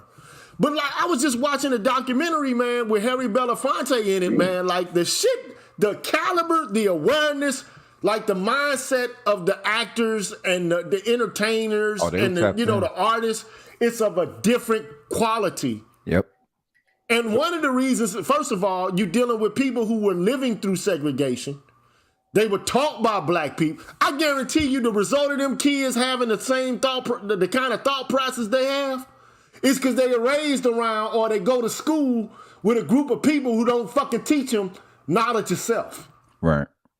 That only results if you don't even begin to ask the question or to talk about race in the classroom. That's the firewall. That's the inner mental firewall when you. So you mean to tell me these kids have not been taught that they black and beautiful? Nope. They've been taught, nigga, you ugly ass, sit your black ass down. From the system. Oh, you nappy headed. From everybody in the community talk like that. Yep. Unfortunately, I'm gonna keep it a buck. Rap music is the dozens, dog. When niggas, all they do is talk about, nigga, I'm the shit. I got money. Check it out. You are talking. There you go. Nigga, you called it out. About to pull it out. Blicker, blam. Got the blicky, I'm ready to kill a nigga if he tripping. Woo. Right. That's There all you go. they're talking about. That's though. all it is. Right. But that's banging on wax though. Now if they This banging, nigga is tripping with me, and because he don't know that I got the pistol in my pocket. I'm about to blast it off like a rocket. okay, Pop, but pop, pop, pop, pop, pop. You hear these niggas say, man, it don't matter. They like ta ta ta ta ta ta ta, rat pop pop pop pop. if you're This the dealing sounds with these bangers making. though, banging is a culture of black It's a community. corporate job. They have a No, corporate job wait, to let me finish. Let me portray finish. that. They've been Let paid me a finish. corporate paycheck. They're Let getting taxes me taken out of their check for let that. me They just like finish. any other employee. I'm not saying they not. Let me finish. They're an employee or the corporation, and the corporation is doing it just like we would Oh, do okay, so if a corporation, if a car hold up, company cuz you hold put out on, bruh. a We defective understand product, that a there are corporation does a corporations, recall. but you ain't A getting corporation does a you ain't gonna get at recall. no So we're telling the corporation. music industry they got to They do are a recall on this bad product that they putting out. You wait a feel minute. me? Look. If The they music give industry is putting out a black defective product. hey, They're corporate employees. We wherever got to these come as a group and say corporations y'all putting bring out up, effective Hey, products. wait a hold on minute. now. Hold up. Hold on, bro. wait a minute, Whatever wait a these minute. Okay, wait a minute. Yoga says what he's had to say. Rogish, now you say what you gotta say. whatever these Yoga don't fucking say nothing. corporations bring up, America is a corporation, nigga. You are living in one. It ain't just pointing out these fucking corporations. The fucking thing, the thing that you live within that you call your country, that a lot of you niggas is fucking proud of, is a fucking corporation. And it eats niggas the same way that it always has been. The problem ain't that it eats niggas. The problem is that niggas get in line to get eaten. America ain't the issue. I think The issue is the people not understanding their humanity, their peopleness, moving from propertyhood to personhood. Niggas is still acting like slaves and behaving like slaves, thinking and valuing like a fucking slave, and it won't get called that. That is the fucking issue. We need to put our own filter on what our humanity is and our own definition and measurement to that shit. And then these youngsters will grow up with some fucking value, some attachment to them, not getting in gangs and not getting in no motherfucking contract, you know what I'm saying, with these goddamn devils. Well, look, selling the fuck out of their culture. Hey, look. So look, Rogish, Yoga, I agree. I think that motherfuckers want to put this in terms of either or. Either I'm wrong or he's right, or either he's right and I'm wrong, or whatever, whatever right. the case. Look, here's the deal, bro. Let me keep it like this, bro. It's a both and. Okay, first of all, we need to be apparently aware of what the fuck they doing and the kind of, puppet strings they're trying to utilize in order to control us, while simultaneously self-regulating and self-educating. Okay, so we get. Why don't we expect everything that they give us is that intention? Why do we think we still got to sift through the things that these? Why can't we receive them as listen self? to me, brother. Listen and work with self. Listen, look. We know they're gonna feed us poison. Okay. There you go. Do we know that? Of course we. Well, if put it this way, history tends to repeat itself, right? So if a motherfucker done some shit 4 or 5 times, that's like Charlie Brown going to Lucy thinking he gonna finally get the field goal today. Okay. So if the bitch done pulled the football back, he done went to go kick the motherfucker 100 times. Now, this time gonna be different though, right? It's been 40 years. We've been still kicking at the motherfucking pigskin, GG. but here's my thing. So history tends to repeat itself. You got to be aware, but these people are clever. They crafty. They keep changing up the game. They know how to move the goalposts. They know how to adjust. They think about strategy. Black people don't think about strategy. These people have offices where they have think tanks and motherfuckers with PhDs and shit thinking about what's best for them. They have economists. They have philosophers. They have ethicists. All kind of motherfuckers thinking about what's best for them. They have motherfuckers in the military like thinking what's best for them. They have intelligence agencies where they think about how do we maintain and preserve what's best for us. And that's what black people want to be a part of. But we don't have shit. We don't even think that, wait a minute, niggas don't even think it's a reason for us to think collectively about a goddamn thing. Okay. You know how many, I'm keeping it a buck, bruh. Yeah, but when you connect to those who are already doing it. Hold on, bruh. Can I talk? Sorry. On the GG show? My bad. I fuck with you. No, I fuck with you. I rock with you heavy. You know this, right? You got it. You know this though, right, Rokish? I got you. This is coffee. This is coffee, cuz. So look, all I'm saying is, these motherfuckers, man, they got ill techniques, dog. If you want me to put it in nigga terms, some rap terms, these motherfuckers got a design. You talk about the setup. These motherfuckers are premeditative. We're reactive. Mm-hmm. Do you understand what I'm saying? These motherfuckers got systems in place. They have laws. They have institutions. They have corporate structures set up. And niggas is trying to individually crack through all this shit. And how can you do it, dog? That's like, let me tell you, man. That's like niggas trying to go against the Chicago Bulls when Jordan, Pippen, and fucking Rodman and goddamn all them niggas is on the same squad, and your little bitch ass, like Allen Iverson, gonna play him with one hand tied behind his fucking back with a blindfold on by itself. So that's kind That's how niggas is trying to play this game, bro. That's how niggas perceive. Either niggas think that they are better than what they are, or either they're delusional, or either they ready to get the 30 pieces of silver and just do what's best for them, and to keep their head down and don't say nothing, so don't no attention get drawn their way. It just is what it is. Like, I mean, this is black culture, dog. And the great thinkers, they done already wrote the shit down. It's already written down for you, dog. They done already said what we need to be doing. But niggas don't listen. You know why niggas don't listen? Because niggas is hard-headed. They don't believe fat meat is greasy, bruh. They don't give a fuck. Because they believe that they got all the answers and shit they goddamn self. So fuck what MLK was saying. Fuck what Kwame Ture said. Fuck what Malcolm X said. Fuck what all the Afrocentric thinkers said. Fuck what they got to say. Fuck all them niggas. I know what's best. Thinking unilaterally. I ain't been nowhere. Ain't done shit. Ain't really got shit. Ain't never been a leader of a faith-based or an economic-based institution at all that's really been persuasive to anybody. Ain't never really actually changed no law, policy, or practice at all. But these niggas unilaterally know for themselves what the fuck is the best to do.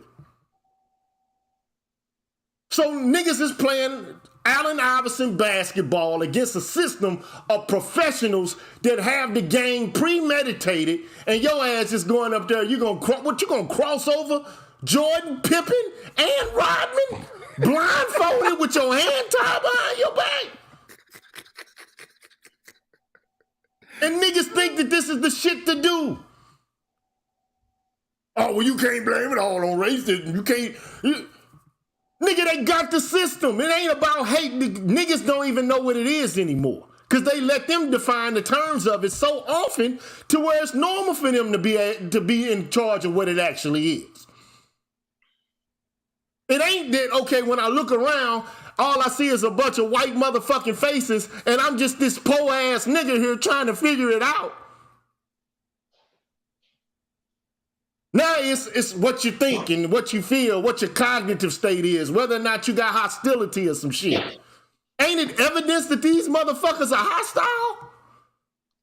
I think Dave Chappelle did this shit in his skit on SNL too. It's genius because he didn't come out and, openly say it. But come on, dog, everywhere you look, the motherfuckers who got the paper and making the motherfucking decisions got a pale face, dog, whether they Jews or Gentiles. Exactly. And niggas sitting here like, ain't no racism, it's just that niggas ain't no good. And you got niggas in the manosphere saying this shit. It's the dial test, nigga. 2022, nigga. It's the dial test. So either the culture that we live in is fucked up, which it is because we basically were extracted, we were deracinated from our culture. Nigga, you don't know what your fucking African name would have been, or your African God would have been, or you don't know who your fucking granddaddy's daddy is, or what geographical area the motherfucker came from. You don't know shit about it. So you don't have a culture other than the one they give you, nigga.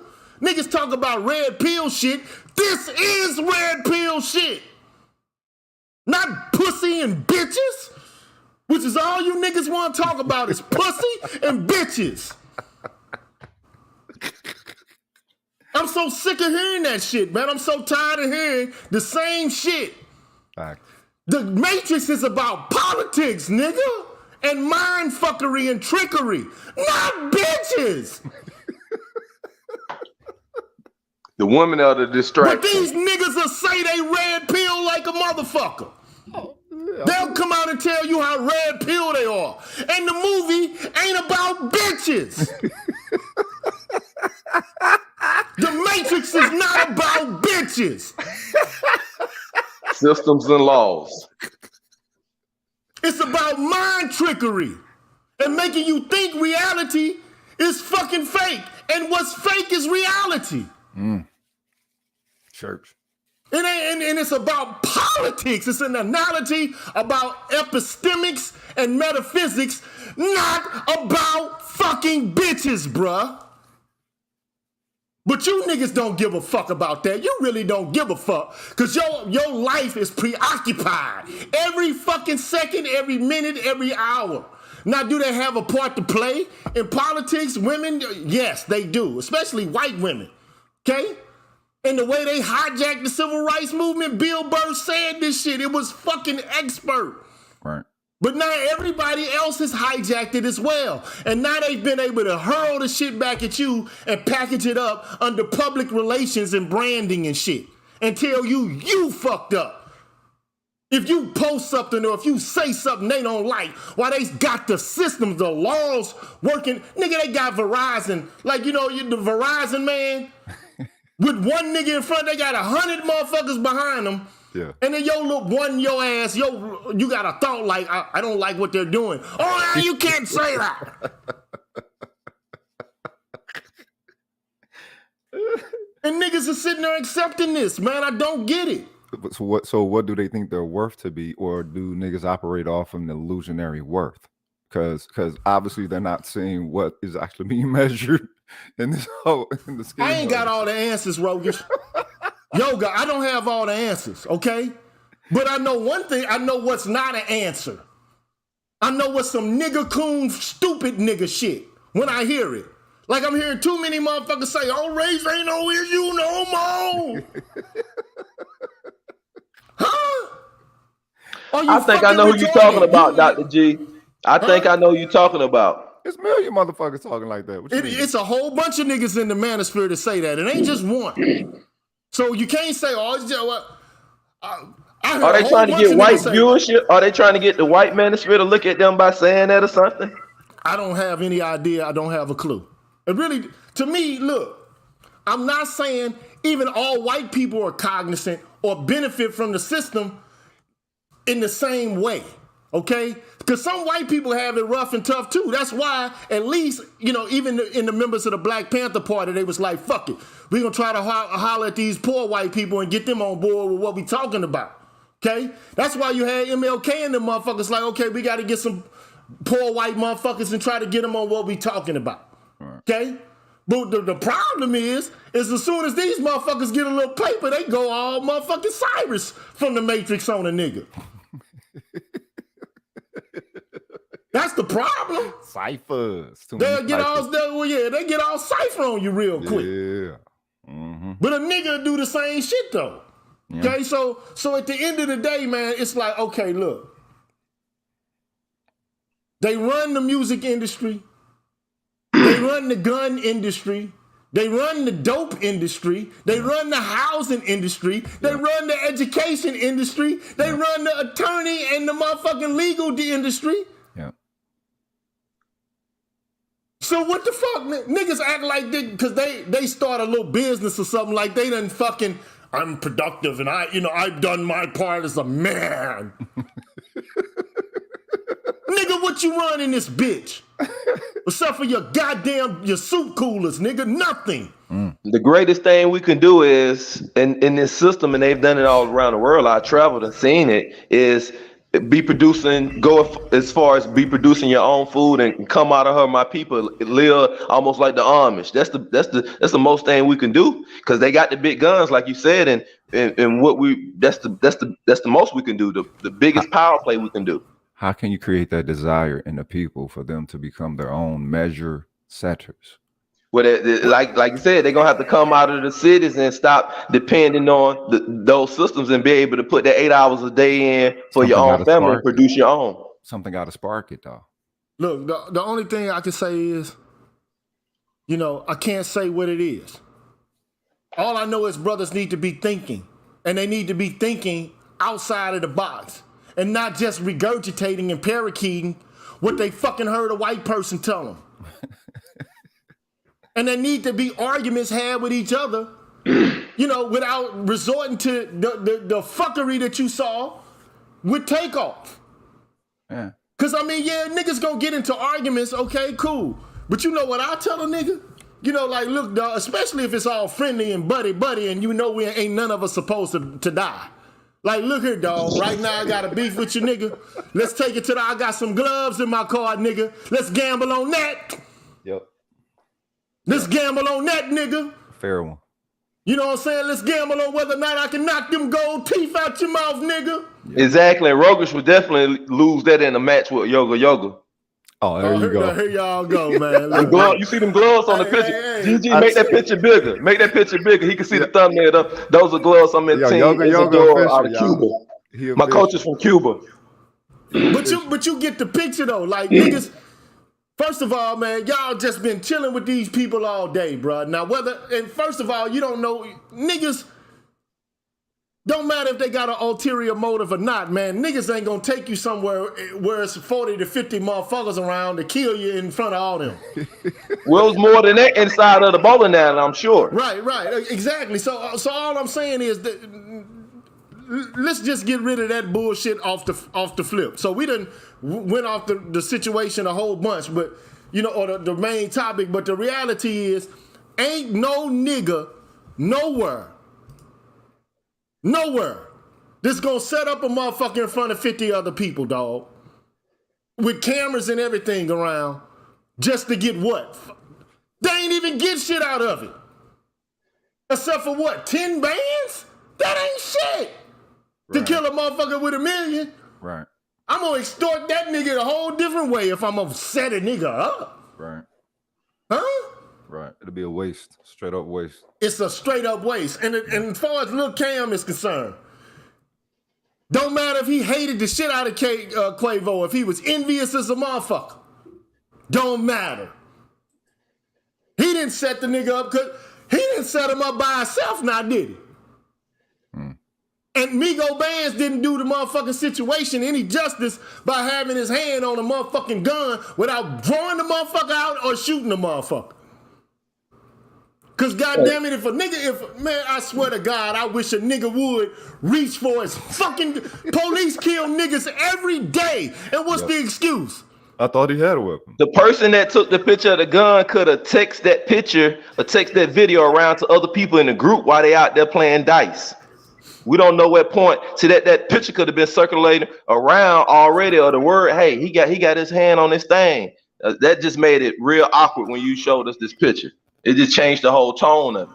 I don't give a fuck. The police say the nigga had a wallet and they shot his ass up. Riddle him nigga with bullets. Well, you know what? I thought it was a gun. Okay, well, hey, we understand. You were afraid. First thing I'm gonna say is, nigga, I was scared before I light your ass up. Sorry. I apologize. Mm-hmm. But I'd rather be motherfucking judged by 12 than carried off by 6. Ain't that what they say? Yep. Well, I mean, so the thing is, that's your right. Man, look, anybody with a hand on a pistol is the aggressor. There you go. I mean, you are the aggressor if your hand. If I'm sitting there talking shit to you, and your buddy got his hand on his motherfucking pistol, I'm gonna wink my eye to my people like that nigga got a gat. Exactly. But pistols are fashionable these days. It's not just for protection. Man, fuck yeah, but that's the problem. That's a problem. Niggas want to live out fantasies of Tony Montana and nigga, I got the Porsche. You're not ready. Negroes are not ready for these problems, bro. Even the niggas that's in the life, they not ready for these problems. Yeah. They out in the streets without bulletproof vests. They should have had on vests. They really out being able to be touched by the public. Need to be prepared. The game is too big, so you're supposed to know. I mean, I don't know. It's new crops, man. You know what I'm saying? New crops. Hey, bro, here's the reality, man. We had a group of people, like Huncho says, keep that same energy when the police do that. Here's the deal, dog. The police can kill your motherfucking ass with little to no repercussions because they have the judiciary, the legislature, and a whole cadre of attorneys on their side. What a nigga got? What your black ass got? Who the fuck you able to hire? And 9 times out of 10, niggas gotta put his mama house up in order to fucking defend against a fucking murder case.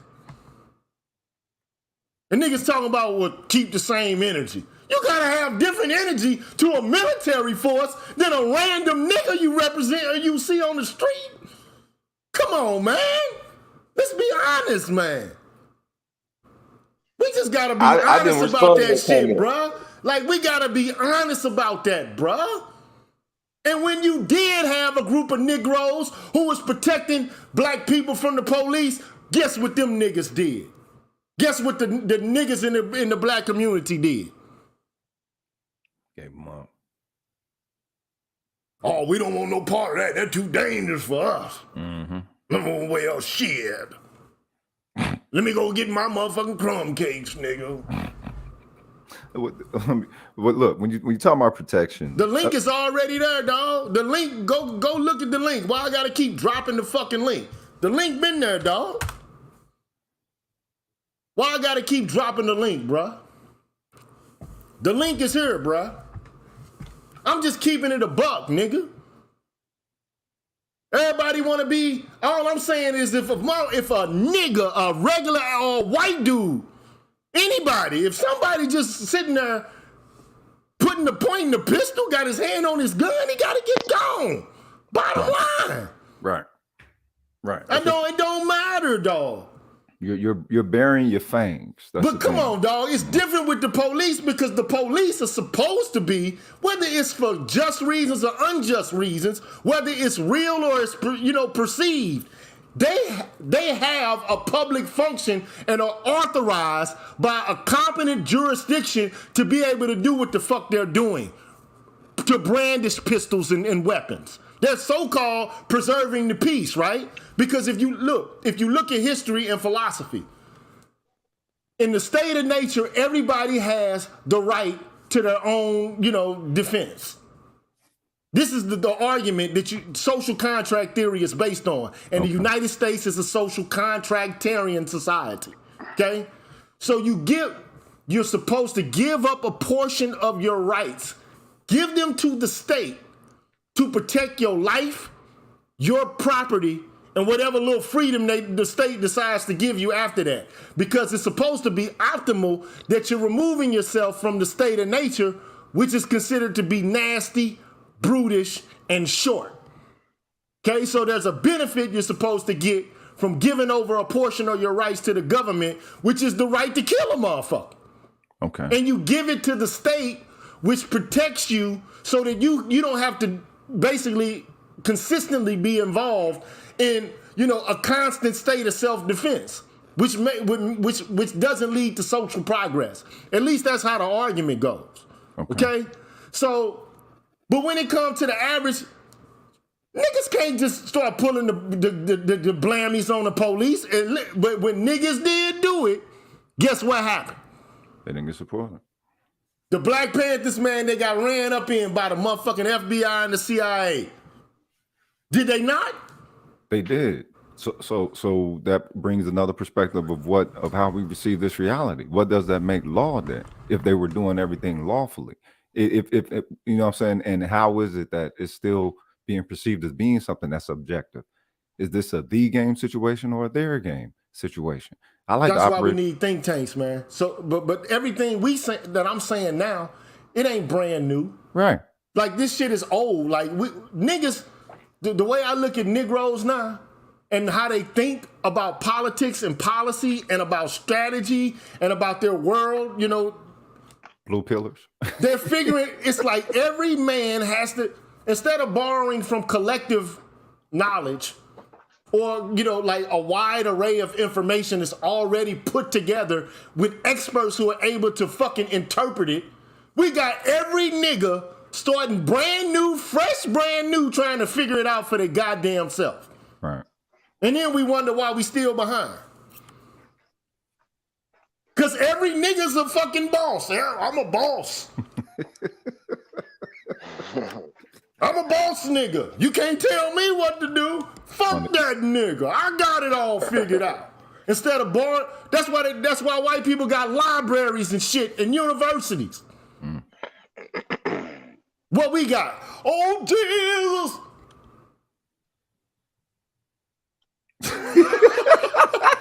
He don't save He had a laugh. He don't help us. He had a laugh. But am I lying? Have I lied to you? No, you ain't. But wait a minute. Can we say that is a cemented epigenetic link? Let's say that it actually can't be eroded, and that which we were holding on to, we weren't supposed to lose. Bruh, when niggas start thinking outside of the box, even if you start to, right now they got niggas so scared that you can't even tweet shit, nigga. I'm scared too, nigga. Why you think I got a fucking avatar?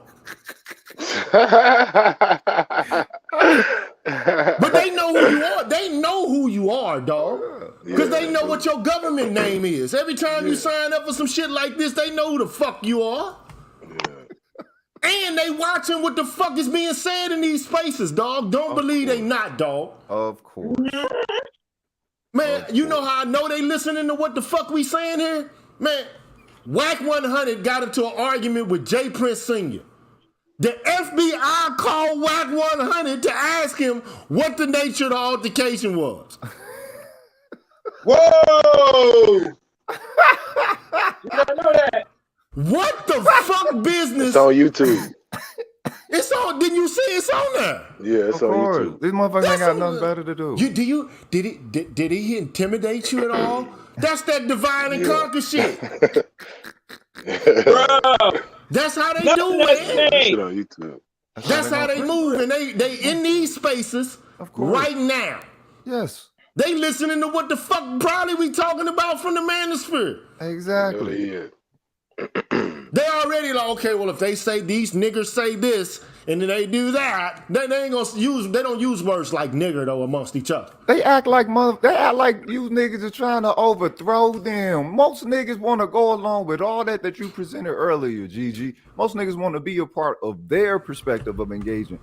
The think tanks, the city development, all of that shit, right? Black people want to be a part of that. So when it comes to self-rule, ain't nobody talking self-rule as far as, well, you overthrow America, then you can do it or whatever. Nah. All you have to do They is know do we it. ain't trying to overthrow their shit. Niggas They already worship this fucking know it. motherfucker. Hey, look. The devil's a fucking liar. Of course. Okay, so I'm gonna call them what they are. These motherfuckers know that all we trying to do is to fucking breathe in this bitch. That's all they know what the fuck we trying to do. And DJ, that's a problem. You can't breathe. What's that? Okay, so then that dissolves your law. Then, if that's the case, that dissolves your law. To that us, dissolves your they rule. never had any legitimacy in terms of how they kept us. Yeah. It was always a state of war. A slave is in a state of war. Yeah. Bottom line, he does not have to observe the white man's or the yellow man's or the whatever, any other black man's laws. How can they start a country and say, give me liberty or death, but tell you gotta follow their slave laws? Fuck them, man. There's some shit called you got shit called the law of nature and divine law. I I don't have to follow a white man's law that's breaking the divine or natural law. Thank you. That part.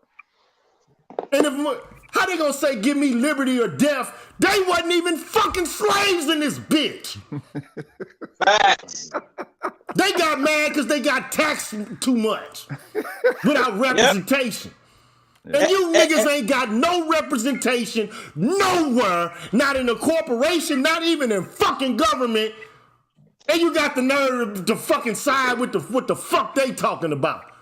You ain't even, where's a nigga interest represented in government right now? Oh man, y'all done got pissed, bro. Look, I done got mad now, bro. You know what I'm saying? Because I'm just tired of ignorant monkey nigga shit. Get him. I'm tired of ignorant monkey nigga shit. And I got a gorilla face. And I'm tired of monkey. Y'all laugh. He's dead serious. He's dead serious, man. It's not no joke, man. Never back on that shit. Gorilla pimp that motherfucker. You get all I'm saying is, bro, them motherfuckers went to war. Now, I'm not saying go to war. I just recently, man, I got to play that tonight. I'm going to play it tonight and evaluate it and fucking react to it tonight. MLK being interviewed by a white boy and basically detailing step by step what he thinks the next step in the black, struggle should be. Well, back and in niggas today ain't saying nothing about it. And I swear to God, bro. Wow. They ain't saying shit. They ain't saying nothing similar to what the fuck MLK. Even MLK, dog. I told y'all, his next shit was economic. Right. He was like, damn, you gave white boys all this land and shit. You gave them colleges to learn how to work the land. You loaned them equipment to be able to fucking utilize in order to form the shit. And then all of a sudden, if a Negro say, damn, can I get something to help me, to get started? After spending 200 years working for your bitch ass for nothing? Then you got niggas saying that niggas don't deserve nothing. They need to work it on their own. Speak on it, gang. You got niggas saying this. Guys said, out for your way out of it. Guys said, you gonna get saying this shit. Fuck you, hoe ass niggas. Fuck you, niggas. Nah, he real though. I seen that. I see that a lot. And stop talking about these bitches and get to the money, nigga. Crying ass nigga. You constantly worried about bitches. Man, these niggas make me sick. I want to see these niggas in the fucking octagon. Well, wait a minute. Ain't these that what a lame threaten each other. Threaten me with that bullshit. Ain't that what a lame is, though, right? And I done showed niggas deference in this space. I done showed niggas understanding and patience in this space.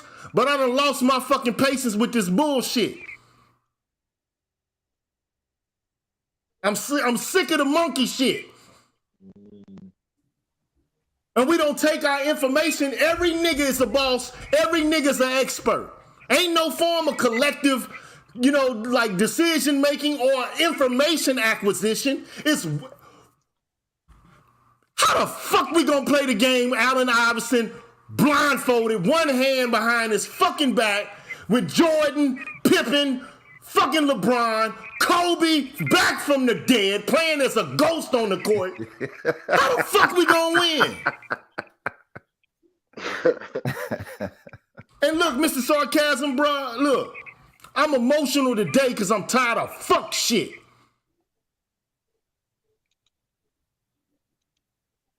Too emotional. I'm tired of fuck shit. This is humanity. And it's one thing to be a bitch crying, and it's another thing to snap on a motherfucker with righteous indignation, nigga. Like Ares, the god of war. Or like motherfucking Ogun, the god of iron in Africa. Speak on it. If you don't, or like Heru, who ripped the eye out of motherfucking who? Set. No, but Heru got his eye ripped out. So okay, my bad. But you get the picture, dog. Yeah. I'm just tired of bullshit, man. Like, and then when you call them out on their bullshit, the first thing they do is they want to start to get puffed up. Now they ego hurt. Now they want to do a motherfucker. Now they want to grab the gun like Migo Bands or some shit. Okay, but wait a minute. You're charging a higher quality value though, and not everyone is up to the character of the accountability that it takes to even wield that, especially within America. You know what I mean? So, bro, all I can say is this, bro. Going back to what the fuck happened, bro, with this event. I'll show you the numbers again, man. This is the last time I'm gonna show these fucking numbers, bro. You understand what I'm saying? But the reality is, niggas got a killing problem, bro. We kill each other over the slightest fucking insult. Nah, for real. This is what we do. We got hair triggers with each other. But we can't even take half of that energy and to contemplate how the fuck we gonna navigate through this goddamn grid together. We don't even think about it. And then, you got guys who think that they can actually replicate the genius of motherfuckers that came before. With no track record, with no receipts, that they can do anything like these guys before them did. Whether it be in business, like niggas act like we the first business persons out here. Like, nigga, you got bitches out here making more money than niggas in the manosphere. Yeah. Off business. Yes. And niggas got they nuts on the table like they got the biggest business in the fucking Black America or something. But how's that not the Matrix and Super Blue Pill? Man, I'm sick of hearing niggas say stupid shit.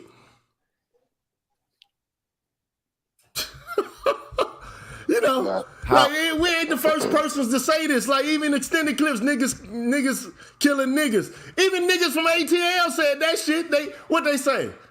Crumbling herb. Niggas killing niggas, they can't understand. It's the master plan. I'm just crumbling herb. Just crumbling herb. Niggas killing niggas. Yeah, that shit was called. Mr. Sarcasm came too late. We done already talked about self-hate. It starts as a child. You know the person who first came up with the test, the doll test? Kenneth Clark, the same guy who basically BGS been having a conversation about the dark ghettos. He's the same person who wrote the book. That he wrote, that he developed back in the early 50s, right? That dog test. We talking about the 50s and the 60s and shit, man. We ain't talking about the 30s now. You know what I'm saying? No, but I said 50s. Yeah, you breaking up real bad, Chaos, man. Shit, man. I had to be on my phone because the internet's down. I'll try to be clear as possible. Must be in Florida. Yeah. My thing is this. Bring her up. Yeah, you're right, but you understand that a lot of dudes are going to still talk about these snitches because that's where the money's at. And not really deal with the real deep political issues that affect a lot of black men, really, if we want to be honest. And let's be honest, when MLK had an interview, and I remember the same interview, if you could find it, that he did back in '67. This is the next and almost final stage, because integration is already here already when it made it happen. Now we gotta get to the money economics, and that's when there was a big problem. I'm going tonight. I'm gonna do a show. I'm reacting to MLK, and we're gonna go listen to all the shit he said. I can't show the video because these are bitch-made motherfuckers. Don't care about reactions when you reacting to a motherfucker backing it up, twerking and shit. They don't mind you reacting to that shit. As soon as you react to something that of any import or substance. The content, like, I even had a preacher, the nigga who said something about Kevin Samuels, went off on him before he died and all this shit, or when he died. Uh-huh. Then he found out he was a Kappa. Now it's time to change the tone because you a Kappa too. Man, that's some hoe ass nigga shit, man. Stick to your dick, nigga. Stick to your nuts. Don't matter what your frat said, nigga. Now you gonna change it up because he frat? Man, fuck that dude. He gave me a copyright strike because I put his video out there and asked the crowd, hey, do you think this dude is being sincere or not? I don't think he was sincere at all. Right.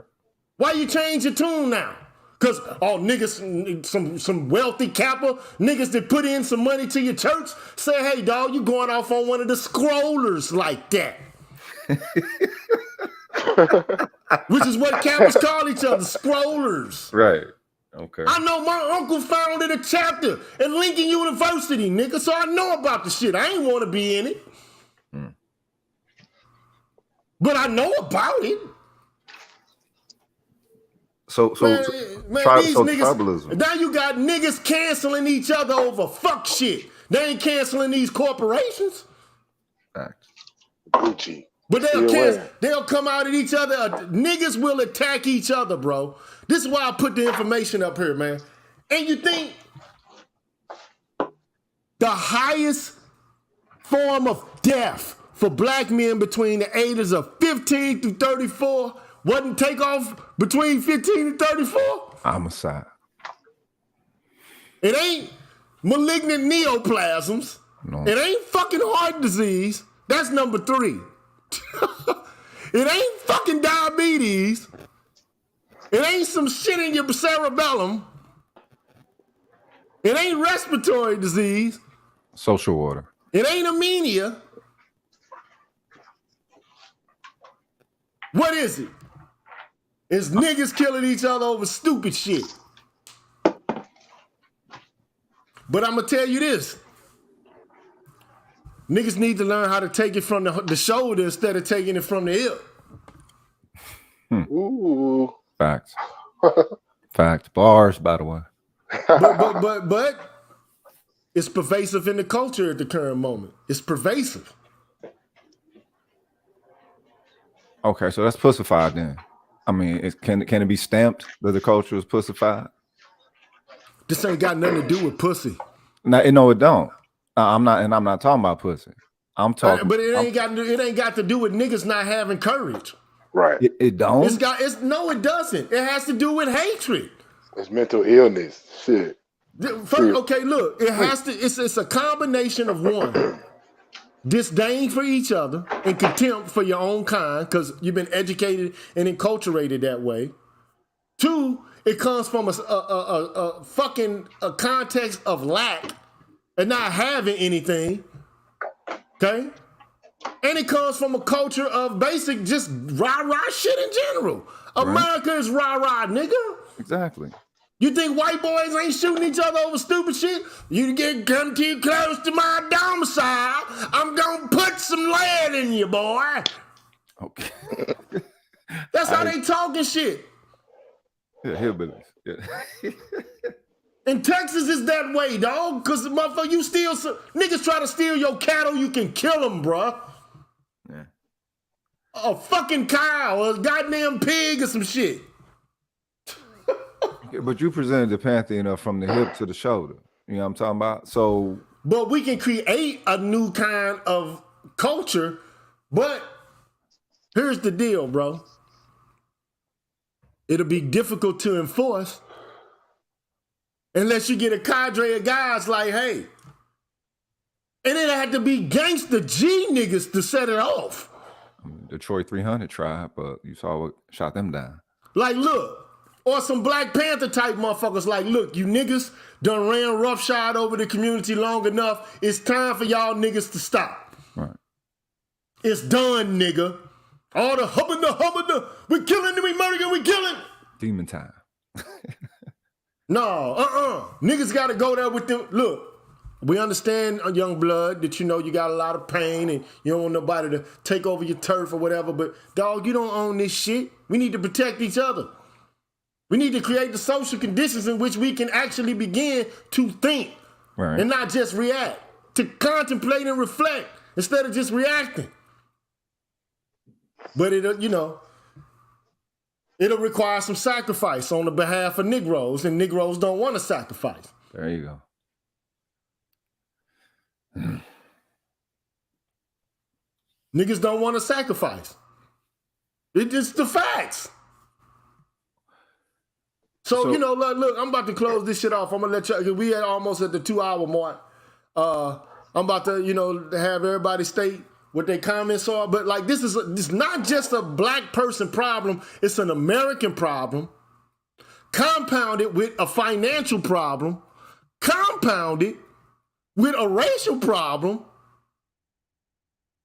You got a whole bunch of problems that, you know, that can't be unpacked from each other. Now you want to talk about intersectionality? That's what it really is. Interlacing forces of fucked up factors and how they contribute to fucked up outcomes. Not identities, but interacting social processes. Fuck your identity. This is the masterfulness of white people, because they'll put themselves in a category. Man, I showed picture after picture after picture after picture, bruh, of white bitches. I'll show you again, bruh. I got pictures after pictures after pictures about white bitches. Do these bitches look broke to you? Not at all. Them bitches don't look broke to me, bro. I'm sorry. Them bitches don't. They look like they well fed and clothed like a motherfucker. It don't look like they missing no meals and that they destitute. Right. They don't look like they're oppressed. Them bitches are in the open. They're not barefoot. They may be pregnant, but they ain't barefoot.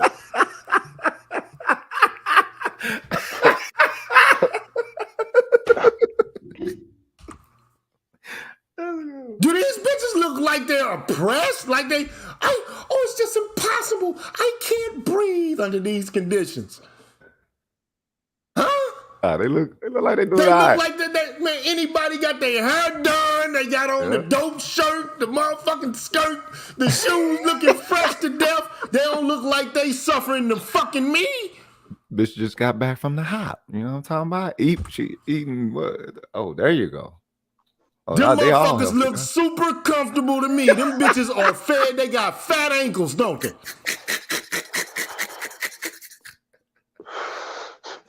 Anytime a bitch got fat ankles, that bitch is well fed, my boy.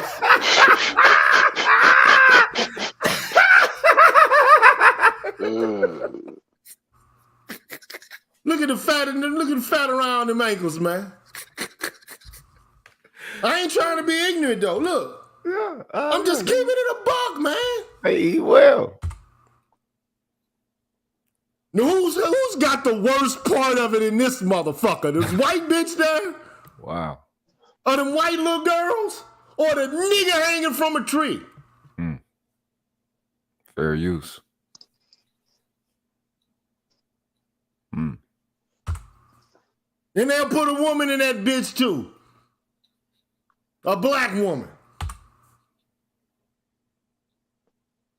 That's why I keep showing these pictures, because it's relevant, it's germane. They hijacked this. Now they done hijacked the movement and said they the minority now. And we can be racist. Now they got us thinking we racist and shit. That's crazy. Now if this little black girl go home pissed off about what the white girl did, they gonna say it's reverse racism. Your reaction to their institutions, their laws, is racism. And you got niggas co-signing it. I mean, well, their laws and institution is tribal, but niggas receive it as objective. That ain't ignorant. The way MLK put it, and I'm going over MLK tonight, the way MLK put it was like, okay, segregation was a humiliation in reference to our humanity. So we had to do away with that. You mean to tell me there's a bathroom I can't enter because I'm a nigger? No, fuck that. I want to be able to go where everybody else can go in this bitch. Not that I gotta go there, but if I decide I want to, I don't want you to relegate me to second-class citizenship. Just imagine if I set up right now, it's a bitch nigga water fountain. And every time the motherfucker go to get a sip, nigga, I want your bitch ass to go sip in the one that say bitch ass nigga. Okay. All right. What you gonna do? You gonna go to the bit? You gonna say, oh fuck it, this is the only place I can drink. Right. Is this motherfucker that says bitch ass nigga? You may well put me in a skirt then. Like the one at the park where they give you the one for the dog and the human, so they want you to go to the dog. So he said that was an initial step. He didn't say that was the fucking end game. Yeah. He said we had to do it at the time. Right. At that level. Because it does it affects your psyche, your psychology. To be told that you can't do what everybody else can do, you got to go off to the side. That's like, you ever heard of the Rudolph story? He couldn't even join in any reindeer games. Maybe y'all new niggas understand if I put it that way.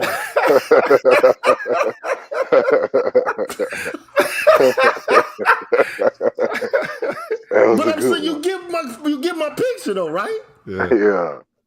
It's fucked. It is the case that not being acknowledged leads to some sort of psychic harm. But at the same time, you can't stay stuck there. And what's happened is the entire culture is stuck there. Yeah. The gay people are trying to be stuck there. The trans motherfuckers trying to be stuck there. White women trying to be stuck there. Now they done created new ways to stick us there. Because if you a blind, crippled, black, gay-ass trans woman, then all of a sudden you can't, everybody's against you. Oh, but it's over now. The civil rights movement has no impact anymore because public spaces have been opened up. So trying to use the same strategy, that's like trying to cross over Jordan the same way the whole game, bro. You got that move off on him. You got it off on him one time. He ain't gonna let you keep going to his left with the crossover, dog. Now you gotta do something different.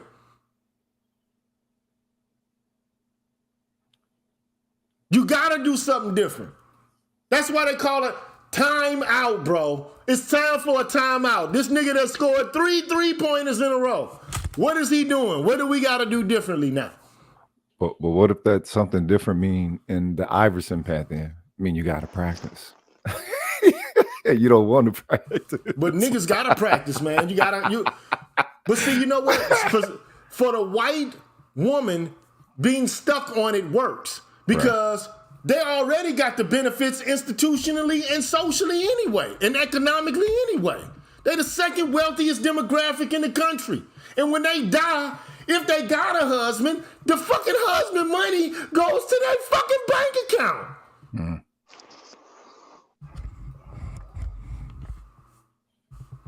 And they outlive men. So the shit works for them.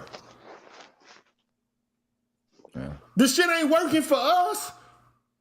It was intended. The civil rights movement was fought for us. And look at these bitches. They tried to block it. Look at the bitch. They tried to block it, man. Now you might not like it, but I'm just gotta keep talking the real shit, man. And it's at an all-time low today because niggas don't even want to say it. Right. So do black people got the acceptance that they feel that they deserve back in those Motherfuckers times? say America first. That mean white people first, bruh. Right. So if you do see a motherfucker with a MAGA hat on, this is why niggas have a reaction to it.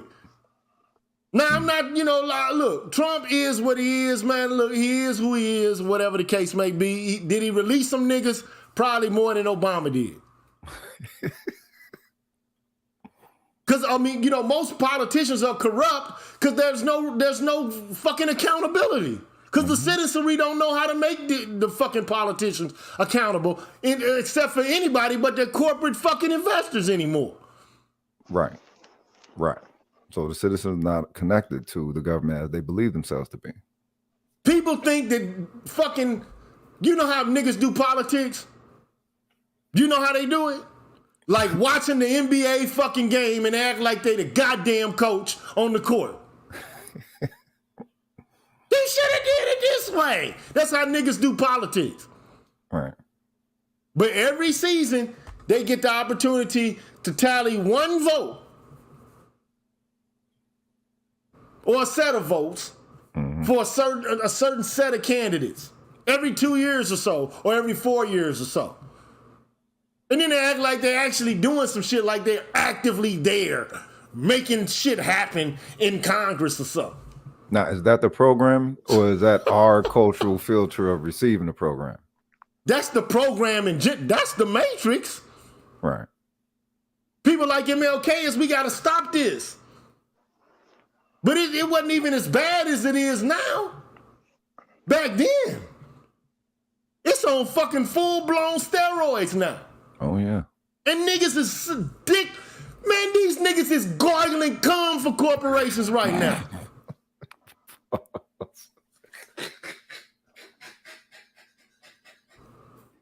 Gagging. They defending a man like, like they actually working in their best interest. Like they got a fucking shareholder or something. Like they own a quarter of the company. Nigga, you ain't even on Kanye status. So could a slave character actually digivolve then? Oh man, the naivety. Well, it's not even naivety, it's the self-inflatedness is what it is. Right. You know what it's just like I am somebody. It's the I am somebodyness of it all.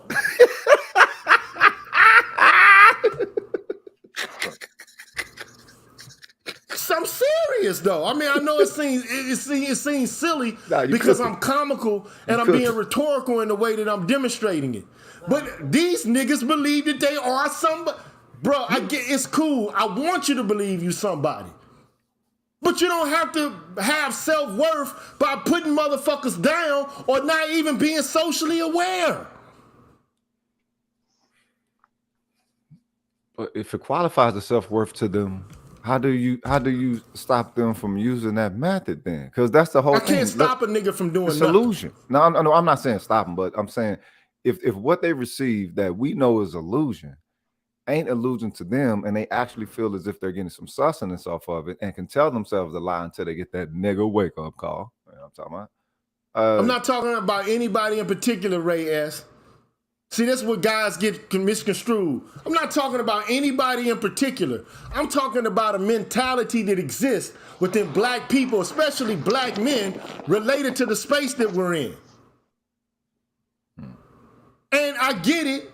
I understand it, bro. Like, you gotta feel like you are somebody, and you can't make excuses, and you gotta be accountable for self.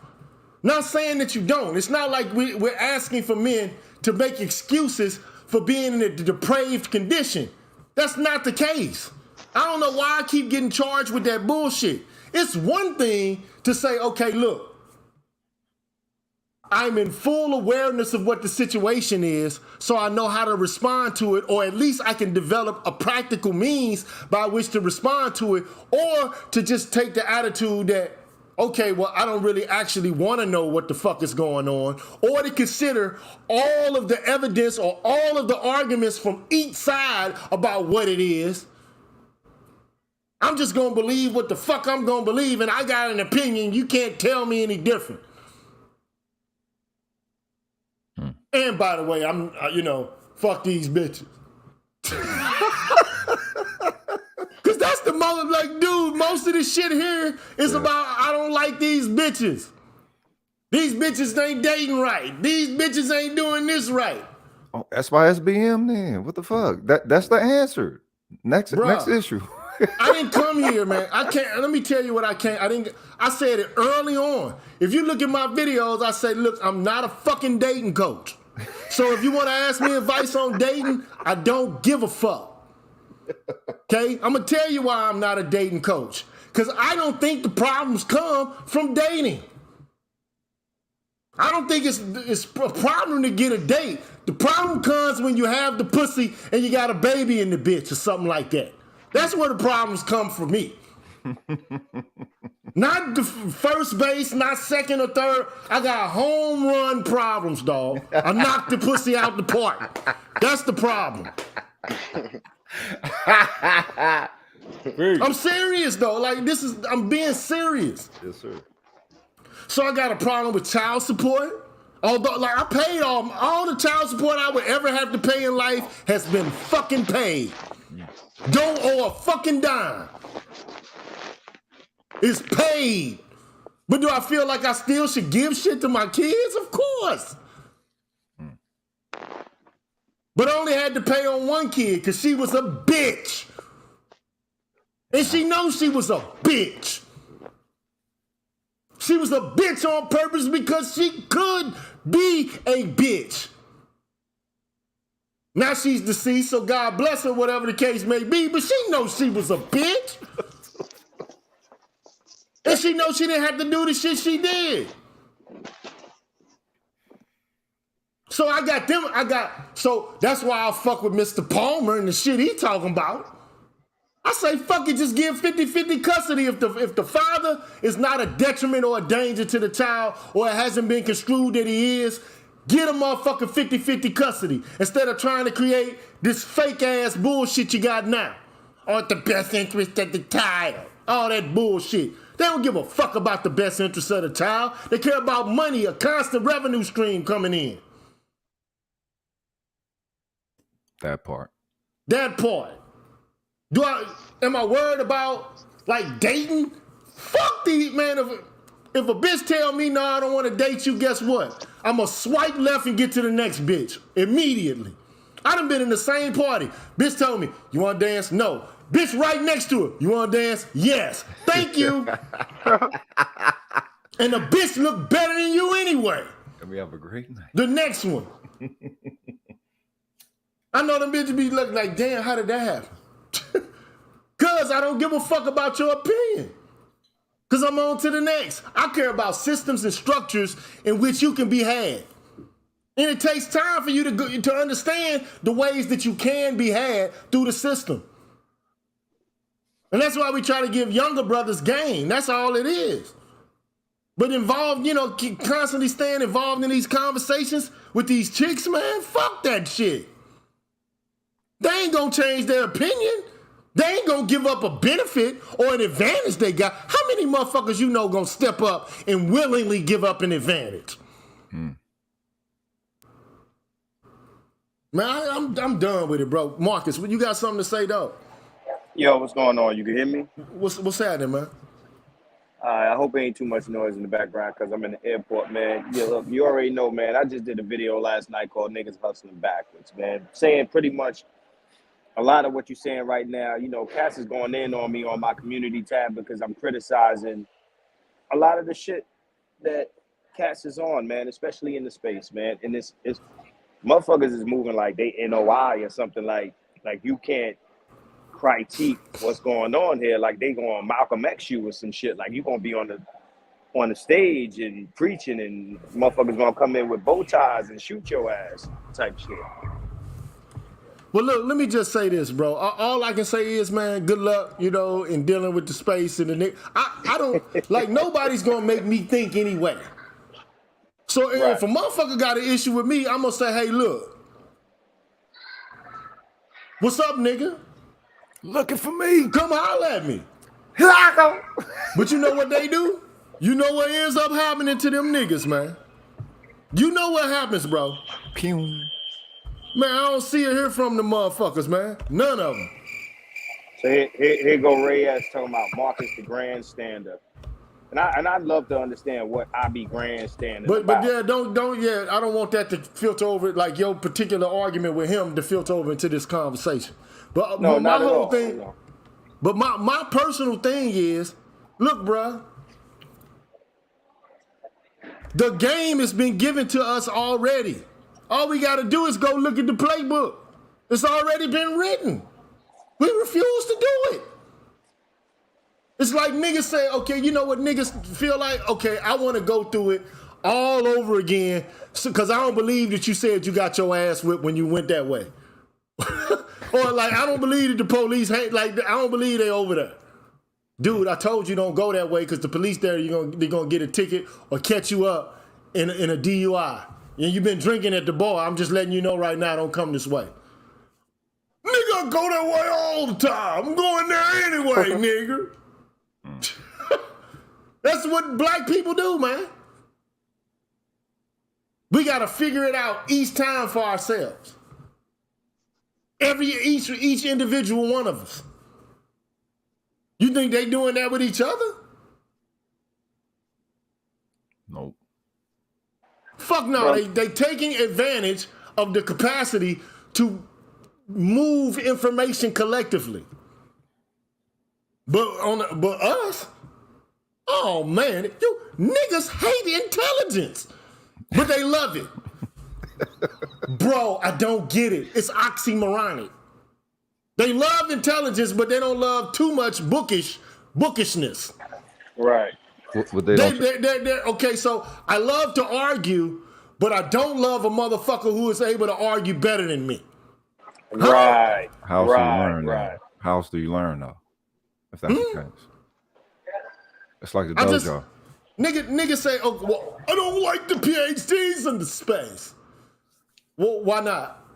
Because they're not productive. Okay, well, what do you mean by production then? Define it. Well, you gotta have a business or some shit like that. Okay, well, okay. What? I just don't get provide, these. I don't look. PhDs you can be productive in a know-how. variety and in a number of ways. But one thing I do know is most black people, if you look at the Forbes 500, if you look at the gross national product, how productive are fucking we as a class, a group of persons? Right. Well, look, whoever objects to PhDs, they need to understand that it's equivalent to what foreigners do when they come to America. They, you know what I'm saying, they take their know-how back to their village. Y'all are not only just bringing that which you have acquired. You bringing your know-how, your experience, and that which you develop in those spaces, you know what I'm saying, of development.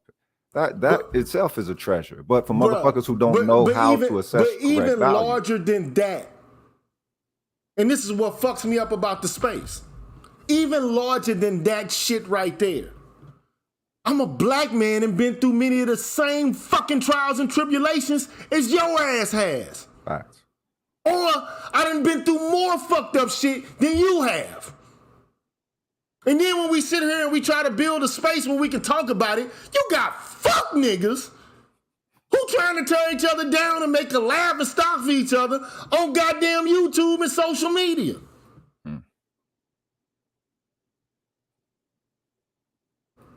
Or they'll troll you. Like if I don't like some shit a nigga say, I'm dodging left. I'm swiping left. I don't agree with that. But I believe he should have the right to say it. You get what I'm saying? Yeah, for it ever. But goddamn, man. All I'm saying is black people are caught in between a rock and a hard place, and they don't even know what the rock or the hard place is or how to even begin to squeeze out from under it. So can that mean that a monolithic size perspective of us actually being an aggregate is not practical? Is actually, you know what I'm saying? Especially at this point, I don't know. This is why I've been going over this shit with Sandog, right? See, it ain't no strange secret that, like, you was in the military, right? Yes, sir. At least they have a practical approach to problem solving. Right. Yeah. You get what I'm saying? Or like an economist, maybe to a certain degree, all depends on what area of the economy they're working in or what kind of study that they engaged in when they studied economics. Or you know, like somebody in the hard sciences or whatever, okay? Right. But here's the point. Or somebody in sports or somebody who's done something tactical or practical. Like I used to do ironwork. I know how to build a fucking bridge, right? So it's about testing, seeing what works, and then if it don't work, trying something different. Right. It's about hypothesization and falsification. Okay, here's my hypothesis. Will it work? I don't think it will. After having tested it for several different reasons, okay, let's move on to the next shit. Right. But, you know, like I said before, man, I did this show because, first of all, I said, let me talk about the Takeoff situation in the context of America and what's happening to black men in America between the ages of 15 to 34. That's the leading cause of our death, homicide. Right. But why is that the case? I said, well, maybe it's because of our psychological development that goes back to childhood. Even as children, we not taught to love one another. We don't even love ourselves. You can't love another black person if you don't love your own fucking self when you look in the mirror. Facts. How can you respect him if you don't even respect yourself? You don't even love you. So that's part of the reason why you start to see all of this motherfucking killing and shit amongst black people. Reflexive killing. But then not only that, you created social conditions in which there's economic deprivation, okay? Or like a lack of economics. And you got niggas out here boasting to other niggas about, look how I got it, I took off the top of the whip and the bitches just looking at this. I think she wanted just to give me the pussy right now in this bitch. You know what I'm saying? Like, look at what I got, nigga, and you ain't got it either. Yeah. And I'm gonna fuck your bitch, nigga. And I'm gonna take your bitch. Right. I'm just rocking the digging the out. Yo, remember back in the day they used to talk about I dip, dive, I socialize, right? Everything socialized. You know, it was already wars. It was street wars going on then, but they were actually, you know what I'm saying, touting that, you know what, I can be around brothers and sisters and we have some peace with that shit. I dip, dive, I socialize. Look, and people think that that's corny, but it's like, nigga, listen to the etiquette that it had to it. Earlier, you know what I mean? But okay, look, niggas, they tried to sublimate the gang shit that they was going through to some degree, whereas right now we kind of glorify the gang shit. Right. But the funny thing about it is a lot of these cats ain't even from the gang life. But they representing and manifesting the energy because it's what sells. Popular culture. And you know why it sells? Because white boys like it. Exactly. White boys are the major consumers of hip hop music.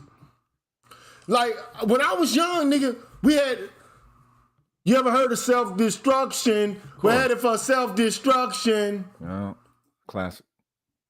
You had Kool Mo D, motherfucking, you know, Red Alert, all them niggas in that bitch. Yep. KRS-One.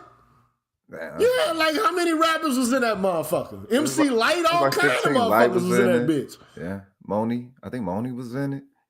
Then you had in LA, you know, the motherfuckers, I guess they said that we can't get topped off by the New York motherfuckers. We got all in the same game. Yeah, y'all in the same game. Then you got Easy and Mish LA and all them motherfuckers. DJ Pooh, or well, not Pooh, but King T, a whole bunch of other cats. Yeah. Right? Then, I mean, you know, then you had songs like, you know, that tried to tell you about cultural awareness. Like even Nas, even though his music was harsh and shit, If I Rule the World. Yeah. You know, like Chuck D back in the day, you know, it's like, okay, like, it was like music that at least has some kind of political undertone. Well, this music has no political undertone now, so I get it. There's no political undertone at all. Did the artist see a representative connection? Nigga, hey, look at me. Ooh. I'm so swaggy. Ooh. I'm styling on your bitch. Ooh. Yeah. Look at me drip. Yeah. It's hype man music. It's hype man. It's a mixture with dope and hype man music. So, or fiend, my bad. Fiend and hype man music. I'm just so I'm like, hold on, wait a minute.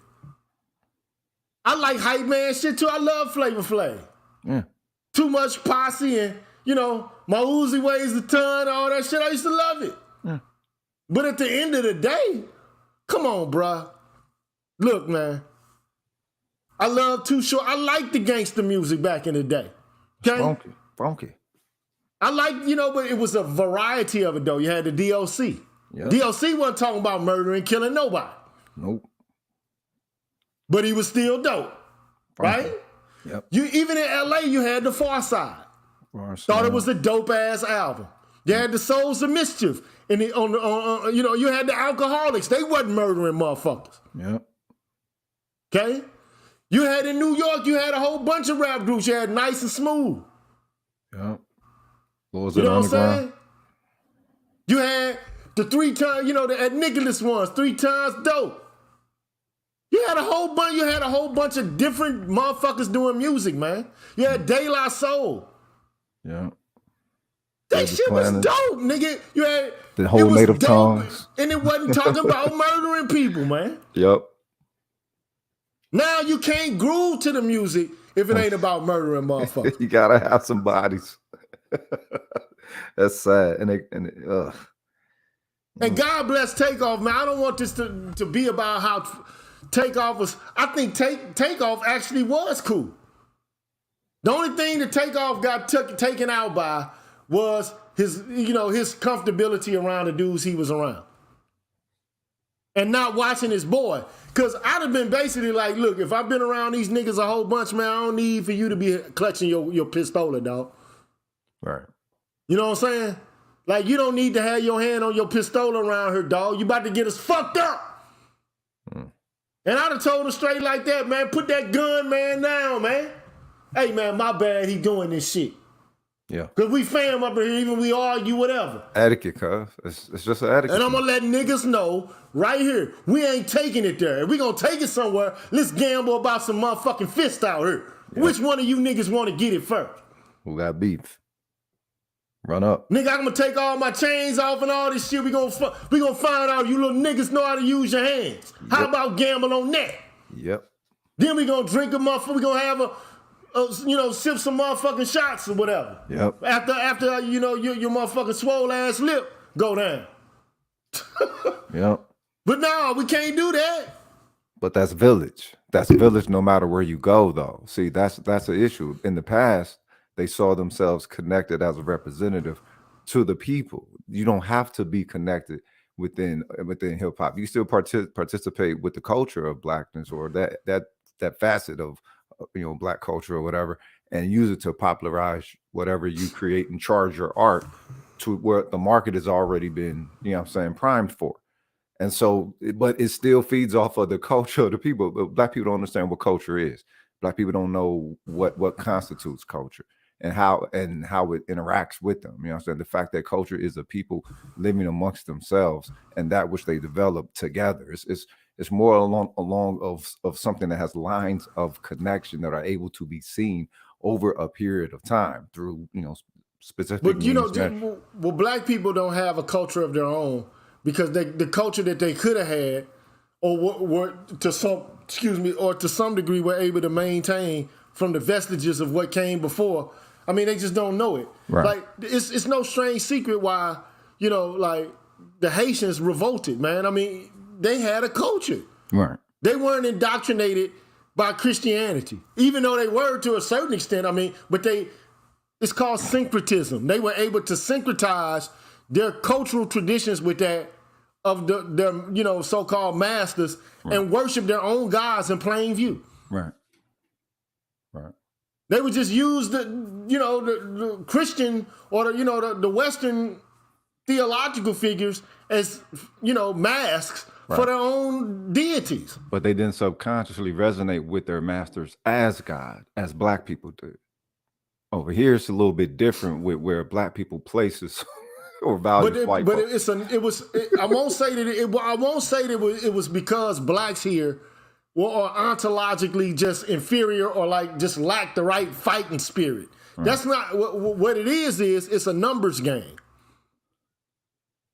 You have more Negroes in the field in Haiti than you had white people. Okay. It just is when you had larger numbers. And I'm pretty sure in the South, at some points, it was larger numbers of Black people.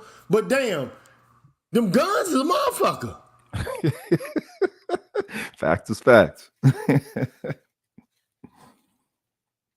It's just, it is what it is, man. Yeah. But okay, so look. I would say, old boys say, it's no one right rapper who got killed, so it's safe to say white boys are safe or whatever. Look, man, I ain't worried about white boys in hip hop, man. Thank you. I'm not worried about white boys and what the fuck they doing. The guests like don't matter.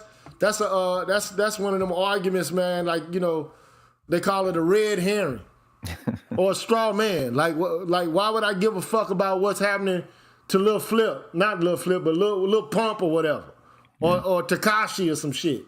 Why or Eminem? They're guests. The guests. Like why would I care about what the fuck is going on with them? The guests ain't at the round table. I don't care about them. And while you at it, it's a fact, man. White people, man, are violent to each other just like, black people are. But we have more concentrated violence amongst each other than they do. But shit. Read their history. It's chock full of violent encounters, one with the other. Right. So you think them motherfuckers? Look at American history. What do you think it is? It's a history or the colonization of the Americas in general.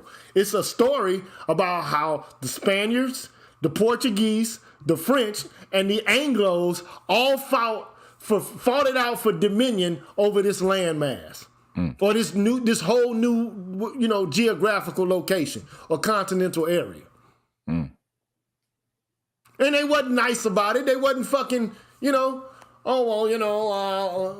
let's talk it out, buddy. They were fucking shooting each other. Let's see if we can get a contract together. Come on, you savage. They fought wars over this bitch. Yeah. You know what I'm saying? It's the facts. Yeah. But can you call them wars still, or were they just conflicts that? Well, when they do it, it's a conflict. Gentlemanly kind of conflict that needs to be sorted out.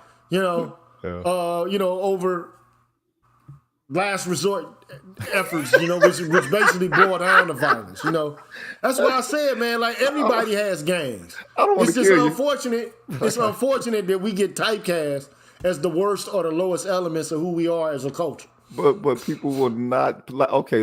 So y'all still say police, right? I don't say police. I say mercenaries, right? Because I'm sorry, you can't call yourself that. And in the way that you value that over this time, I think it's safe for us as a people to declare what certain values are of interaction within this nation to our particular sector of society. And it's like, all right, so y'all call them police, I call them mercenaries. And them motherfuckers make a lot of money coming through spreading war in areas where hands up, don't shoot. Wait a minute, you're killing people who are surrender. That means, and that is universal, worldwide, human. That's humanity right there. That wasn't just somebody like saying I give up. You anywhere in the world in that scenario, it means that.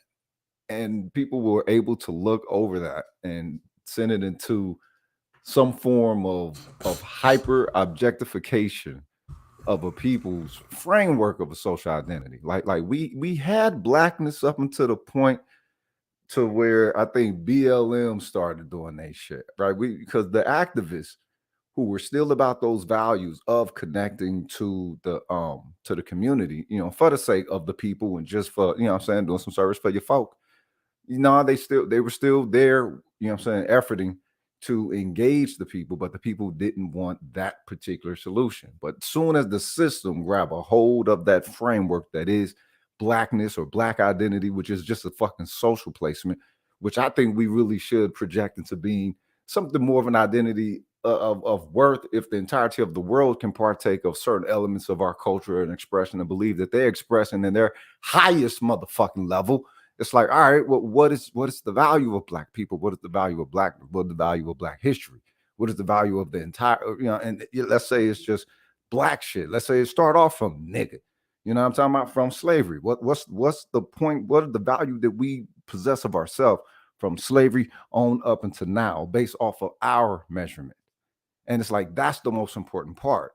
Then interacting with this system as far as not necessarily interacting, engaging it as a citizen, but more along the line of, well, inwardly, we're going to interact with you as if you project yourself as a separate nation, the way that you do to us, as if we're a separate nation to y'all.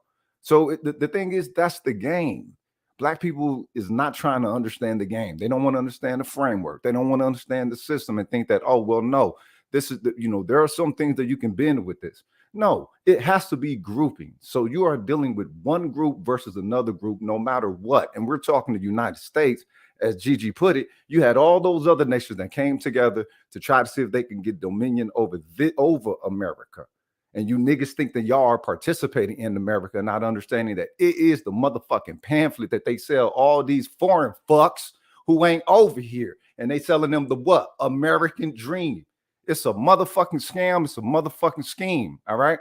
You do not put your identity to it. You navigate that shit like everybody else do. But for the entirety of your people, for the consistency of your people to remain an ongoing people in existence, you work with your own culture of measuring fucking reality, not just fitting within somebody's system. Most of you niggas is trying to fit within this system. And it's like, no, you fit within yourself. You fit within your people. You see your people as motherfucking noble enough to have an establishment of themselves, just like every other people that we can point out that got some fucking distinctions to their grouped self. My bad, cuz.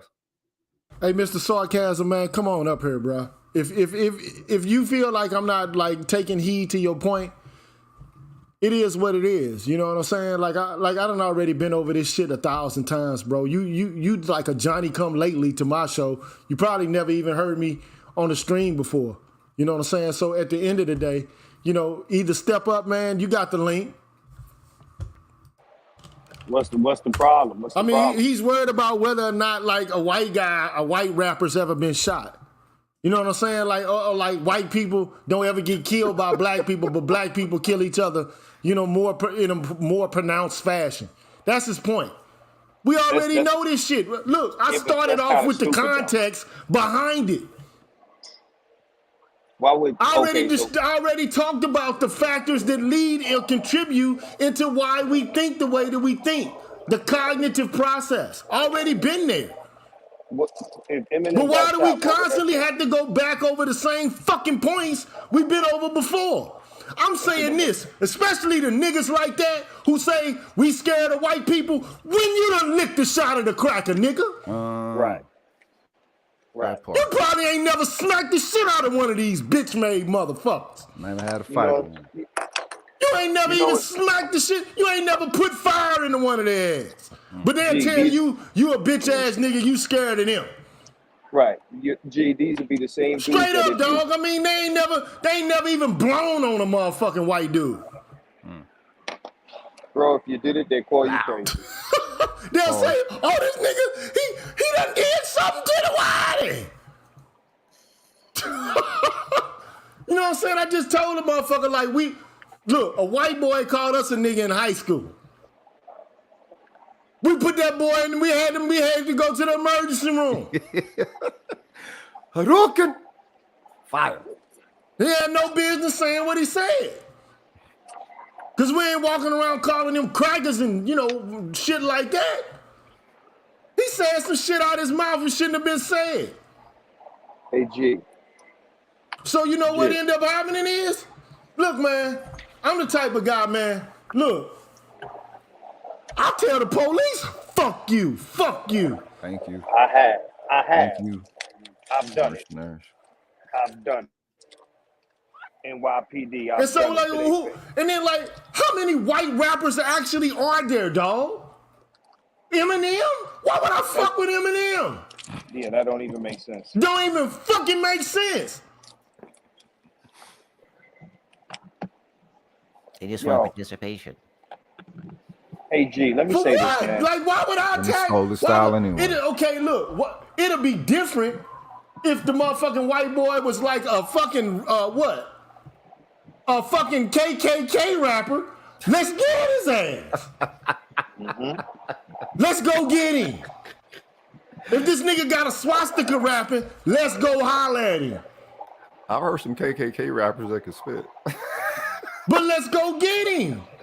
But it's on the net, you know what I mean? But I'm just saying, like, I mean, if that's how they are, let's go get him. I don't believe these niggas, man. But what I'm gonna get? What I'm gonna get third base for? What am I gonna get MC Search for? What I'm gonna kill Lil Pump for? This nigga just jocking everything we did. Yeah. Bro, I don't believe Nigga, bring your bitch ass on the show then, niggas, and tell us what you did. Instead of fucking being in my chat, fucking blowing it up with caps and shit. Nigga, bring your bitch ass on in. Bro, they not about it. They not about it. Stop talking about white people, man. We talking about what happened to Negroes, man. They're not about And why it. are we doing what we doing to each other? Like no white, sarcasm? like what you think white people scared of us for? They think we're a physical danger. They think we're a physical threat. As we attempt to But amalgamate really, actually, they're the threat. Yeah. They're the fucking threat. If you look at the history, who has the history of violence in the United States? Black people? Pilgrims. We got a history of violence to each other.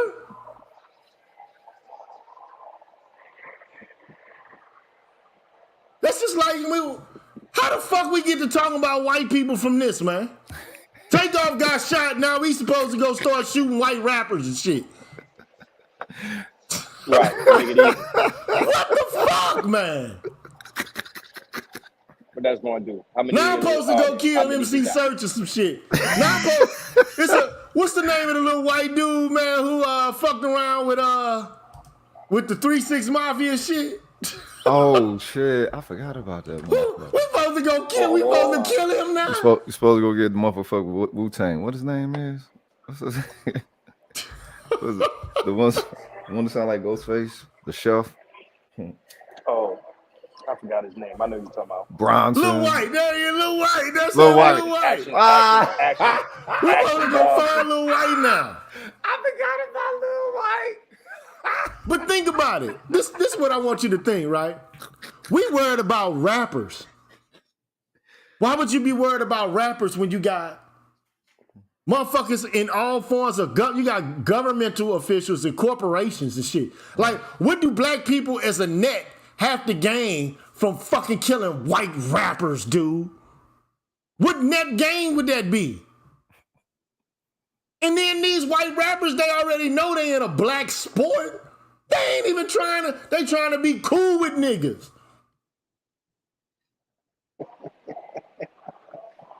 I mean, while you're bullshitting, you know what I'm saying?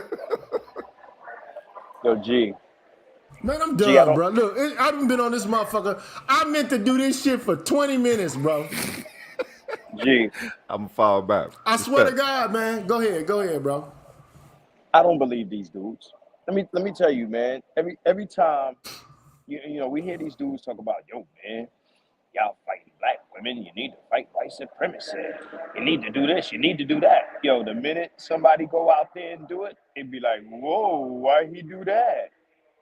Whoa, why he shoot Bubba Sparks? Whoa, Eminem got shot. Niggas is crazy. Why they do that? Whoa, why Kanye say that? Whoa, Kyrie didn't look at his contract. He should have knew better. Whoa, you can't stand on your nuts. Grandmaster Jay should have pointed that gun at them cops. Whoa, what he do that for? Y'all wildin'. We's got it good here. What do we know outside of this? Bro, I don't believe these dudes no more. I'm straight up, and I hope everybody watches this. Whoa, yo, check this out, man. I said it yesterday, man. Gee, how long we been on this motherfucker talking about how we been erased from black stories, and you see Rolling Stone, and all you see is a woman and a child, and Wakanda ain't got no niggas in it, and this and that and the third, and yada yada yada yada. But as soon as they give us these Scooby snacks, Marvel gave us a Scooby snack. Everybody ran to go check it out. Everybody ran to go see it. How many people in here saw Wakanda Forever? Wakanda. You heard what I said? Wakanda Forever. Wakanda Forever. Who saw it? I didn't see that shit. I ain't see it. It was a good film, Marcus. It was a good film. You know, I had to go see it because, you know, if you don't go see it, you'll miss the timeline because this is phase 4, 5, 6, or 7. Knock it off. Y'all complain. Man, if I see the second Black Panther, man, I'm gonna see that motherfucker on TV. What they call that shit? Disney Plus. No, you know what they call that shit? Fire Stick. Fire Stick, nigga. iWeb TV, nigga. Mm-hmm. You understand? That this nigga is, man. What's up, man? What's up, man? What's up, man? First thing I gotta say is, You know, we having a civil conversation. You know, no need to get emotional, brother. I don't get emotional. You right. But Only come on, women man, get speak your piece. emotional, brother. No, I doubt that. Nah. That's not true, man. That's not true. Okay. Well, we'll have that conversation another day. But you get my point. No need to get emotional. Mr. Sarcasm, let Men me don't just need say to get this: overly. if your mama die, you're gonna have a feeling. If you come home and if you come home and your best your main chick got her legs in her ass, some nigga stroking it down, you gonna feel a sort of way. Okay, if a nigga take your radio I agree. out your car, you gonna We feel all got emotions. Okay, we all got emotions. There you go. So let's get to your main, because I'm glad you came. So speak on it. Yeah, I can't. I'm a man, bro. I stand on whatever I say. Okay, so say it. So I mean, it's simple as this, man. You cannot deny that black people have a self-hate for each other, right? I said that. Now listen, you got that right, but I feel like you missing a part because it's two sides to everything. What's the opposite of hate? Okay, so you want me to say love? Okay, brother. Thank you. Okay, so my point is that we have hate for each other, but where is our love going? And I'm telling you where our love is going, and you get mad with me because I'm telling you where our love is going. That's the issue that we're having. Bro, first of all, I'm not mad at you, but what I'm mad at is the motherfucker in my chat leaving caps and shit, constantly poking the bear. All right, don't worry about that, brother. I'm here now. Don't worry about the past. You talking to the man right now. So peep game. What I'm saying is this. Do I think that black people have an inferiority complex? I've been saying this shit. I showed the dial. Were you here when I showed the dial test? No, but you're speaking truth though, brother. I agree with that.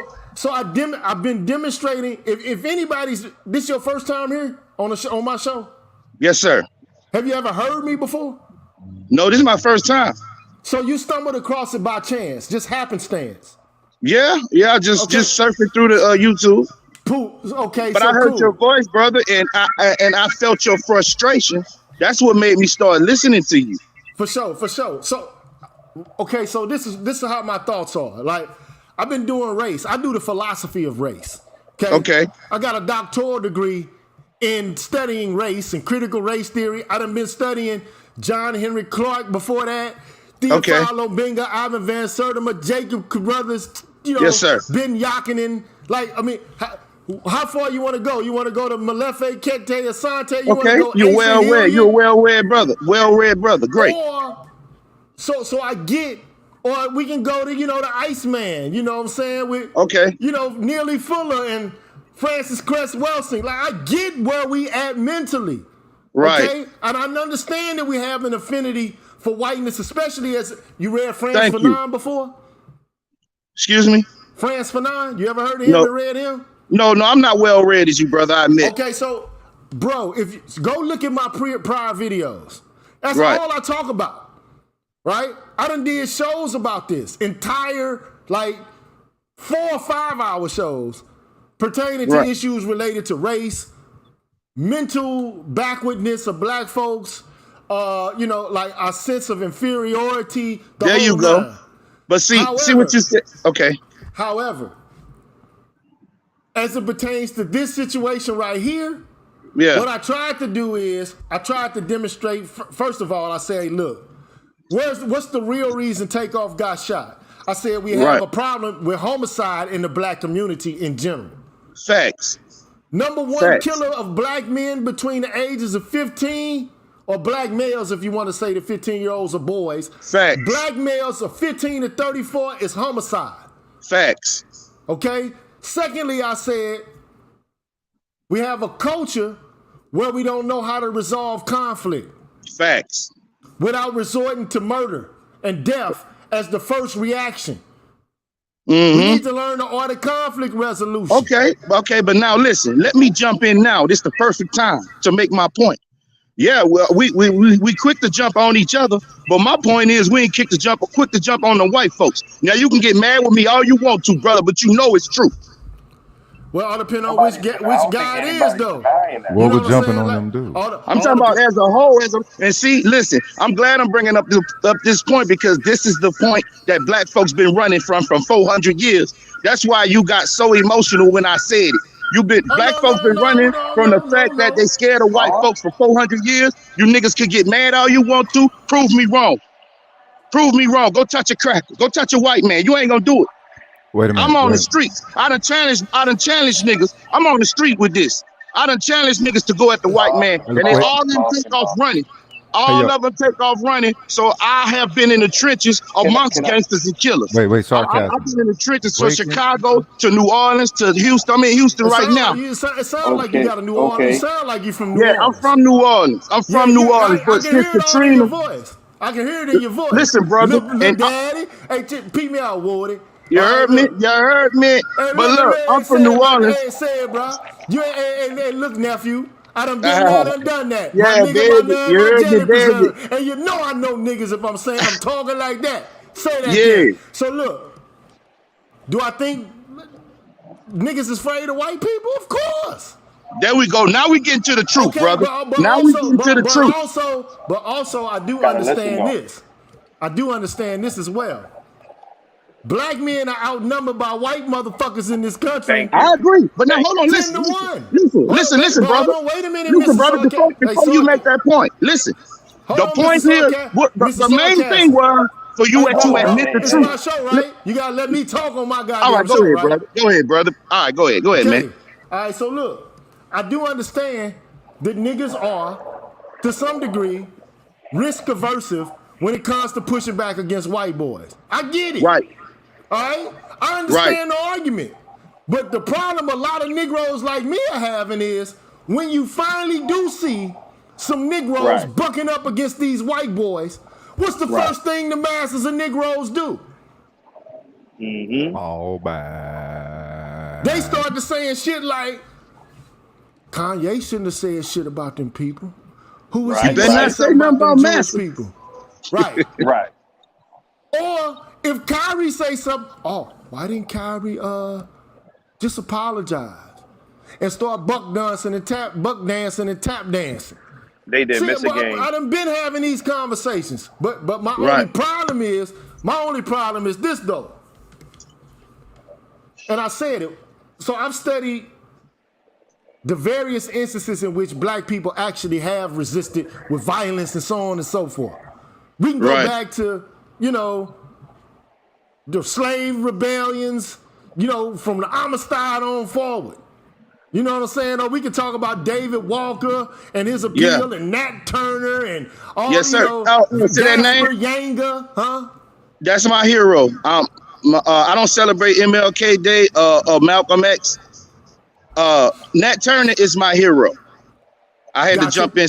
Gotcha. She said my hero name, but go ahead. But like Nat Turner it's not an anomaly. It's been happening in this country. Black people have been resisting in various ways. Okay. Thank you. And it doesn't look. Let me just say this.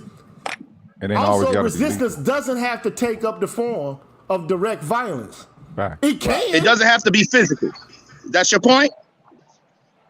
Some of it can be physical, but it doesn't. No, I'm saying that you're saying that it doesn't have to be physical. It doesn't have to be all physical. In any war, if it's all physical, you go like that's if you go into the boxing ring and everything I in agree. the ring is physical.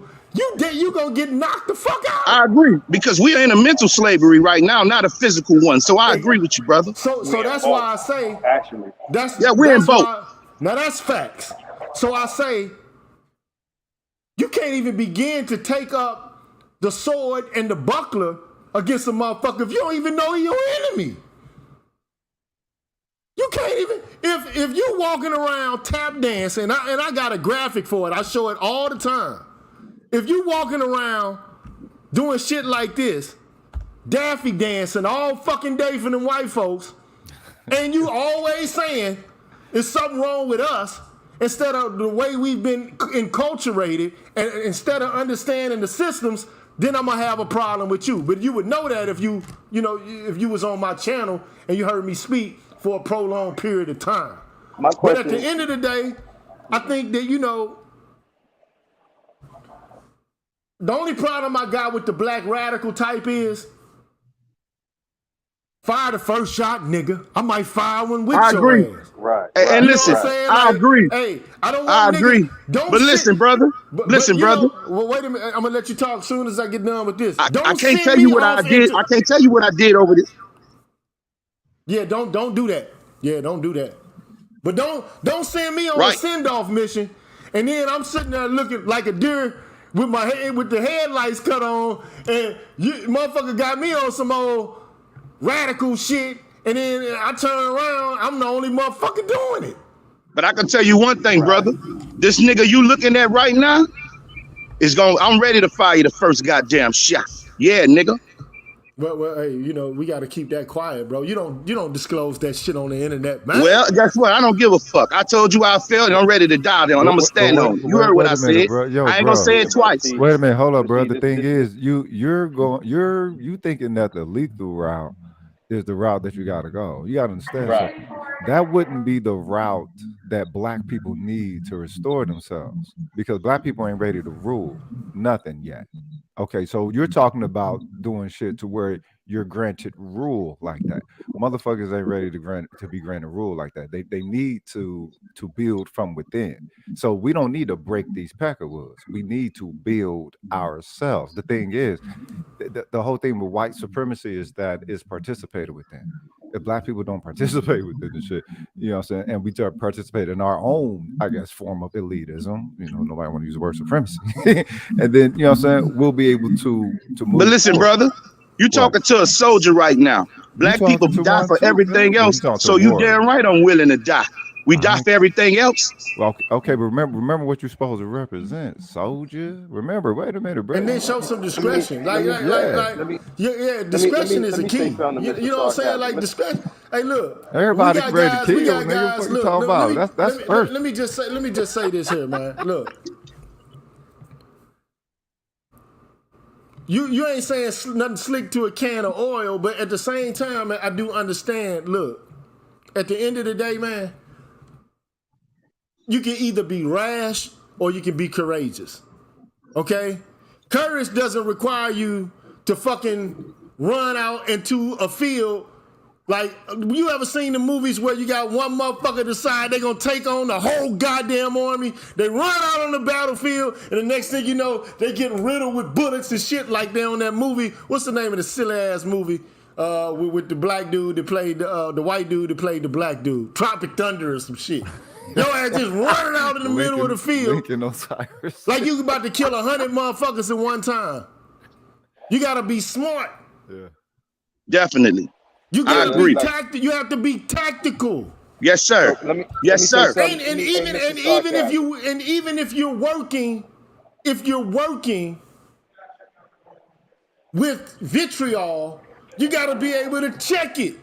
Yes, sir. In order to be thoughtful about how you moving through what you moving through. Like if you're a fighter and you in the octagon, or if you're in the motherfucking just a regular four-cornered, ring, you can't be emotional in the fight. Right. It has to be. Listen, Mr. Sarcasm. Right. This is Marcus. Can you hear me good? We respect your, enthusiasm, but if you're going to run into the firefight, let it be for a purpose. If you die, and then we're still in the same place, then it doesn't really mean anything. Okay, you was brave, I agree. but if there's no profit from it, then it's worthless. Here we are in 2022. We got a bunch of men, you name some of them, who are no longer with us, and we're still here having this conversation. They weren't afraid to die either, but here we are. It has to be for a purpose. It has to accomplish something. There has to be a profit from that, not just for its own sake. You heard? So in other words, this is what he's saying, right? So you know how motherfuckers can get to set tripping. Like if niggas from the lower 9 in New Orleans don't like it with the niggas from the east. Right. So them niggas traveling on I-10 to get each other back to back, and it's all because they don't like the niggas. Right. Or a nigga might be on Bienville, he don't like the niggas that live over there by across the from motherfucking Carrollton and shit. Facts. So, you know, the whole point is you just don't keep going at a nigga aimlessly, but you gotta have a tactical idea about what this encounter, if you do encounter this motherfucker, what's gonna be gained from it. You get what I'm saying? Like, what? I'm all for, look, I don't mind having it, you know, my life put on the line or sacrificing, but if I sacrifice, it's not going to be because of something rash. It's going to be contemplated and planned and strategized. I'm not going to just, so like I might, let me tell you the difference, right? So the Underground Railroad wasn't really violent.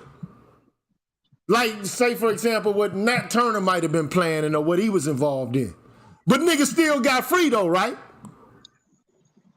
Because the goal was to get niggas free, right? Facts. So it's many ways that you can peel an onion, dog, is all I'm saying. And sometimes I never would rule out physical violence. Right. Because I've already said, if white people can say, give me liberty or death over taxation and representation, and niggas was actually in bondage, then you can't, I would never take violence off the table. But I won't reduce resistance to absolute violence. Because even violence has to be measured and circumscribed under a science. They call it military science. And that's the thing niggas lack. Niggas ain't killing each other because they really actually thinking about how they gonna get this nigga or white people or anybody. It's all a reaction. Let me ask you this, brother. Do you agree with integrating with the enemy?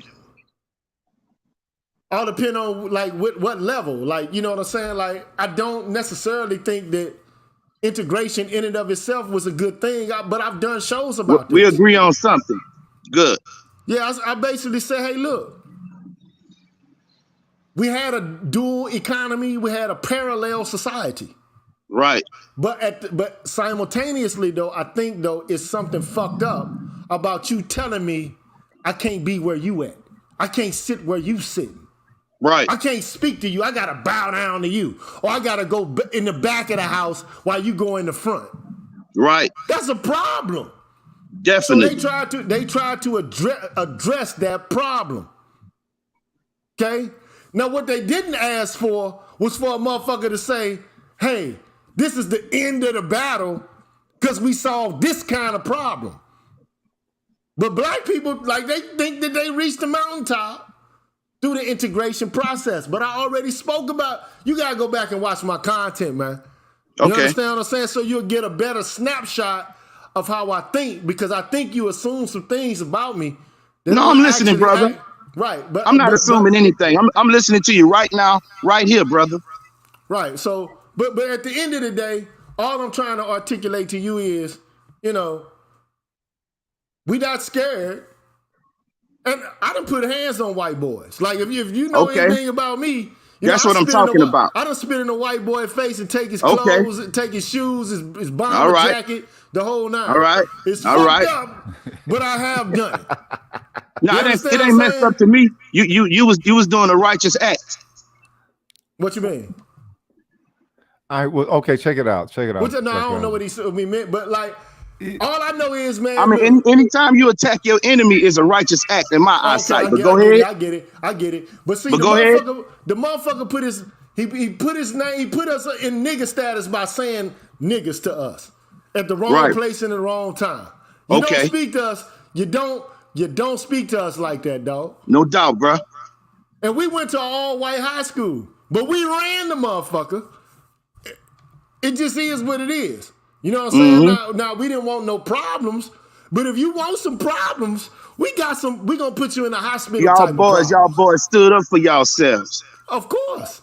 No doubt. We wasn't like, oh, I don't even sound like a dude who would bend over for a white guy. You ain't march up and down no street or nothing like that. You put something on his ass.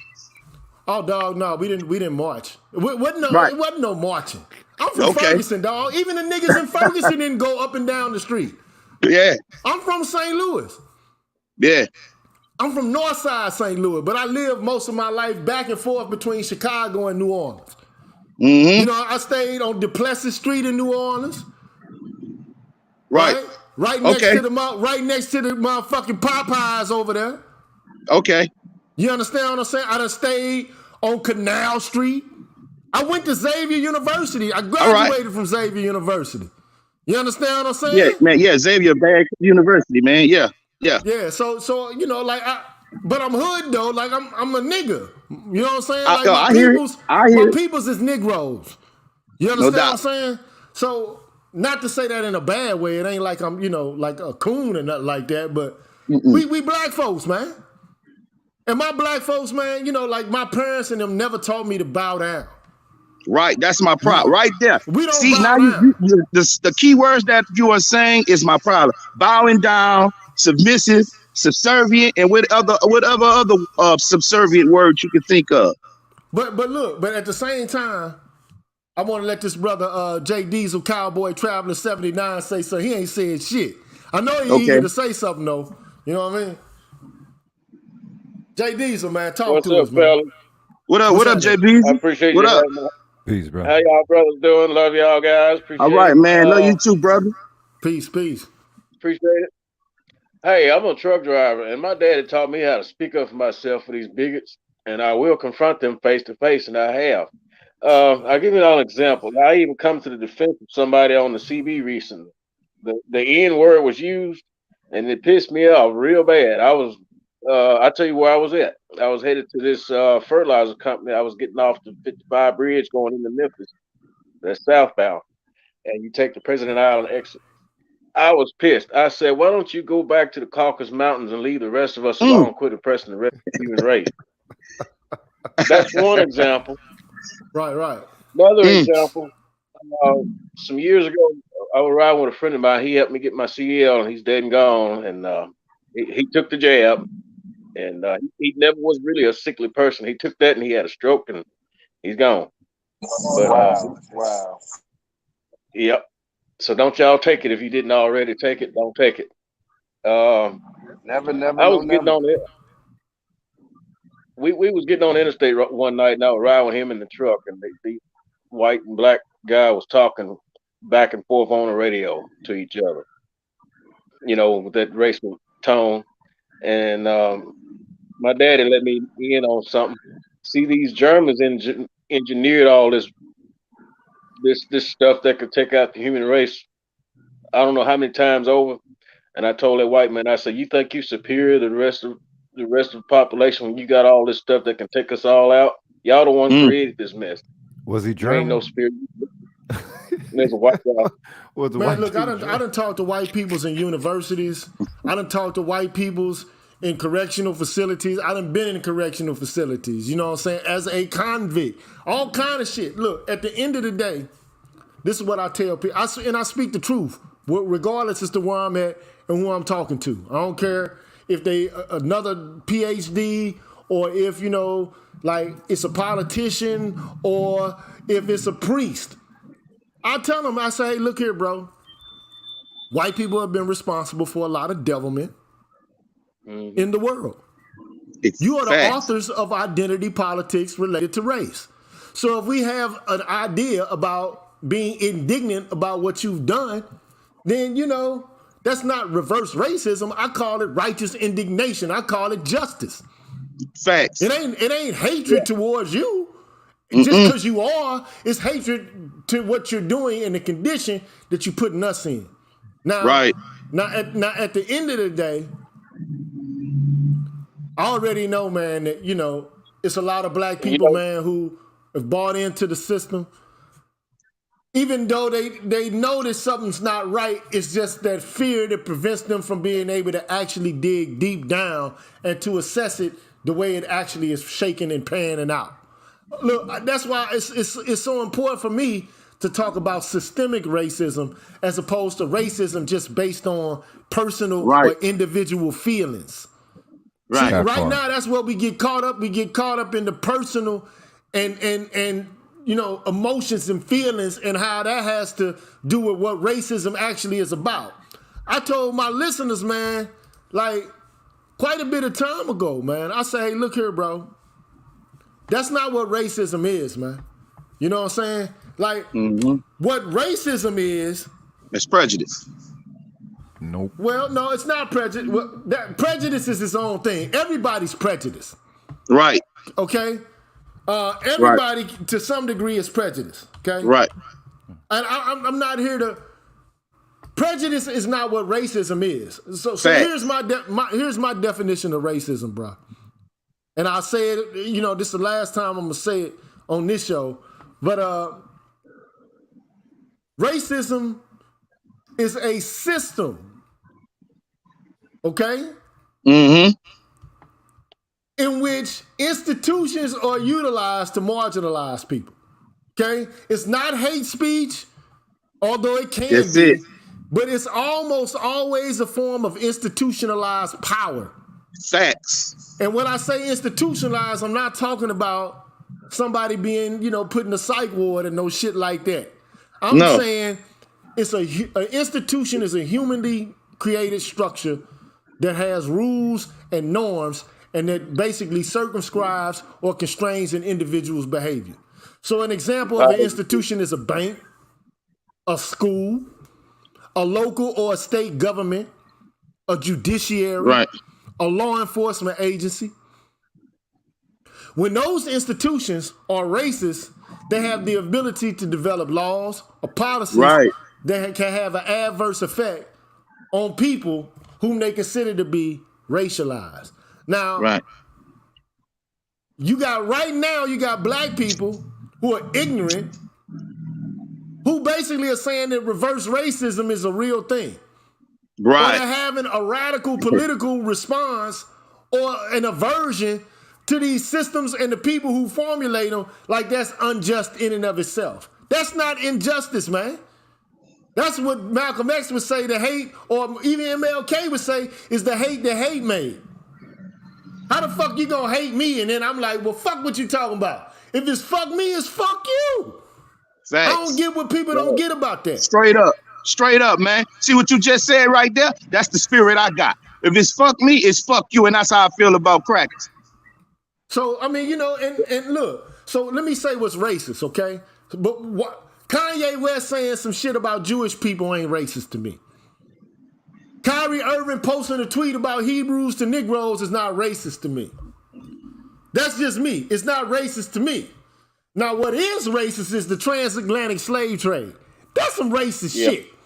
Exactly. Where 6 to 9 million motherfuckers move from one landmass to another in order to work in bondage for another group of people in perpetuity.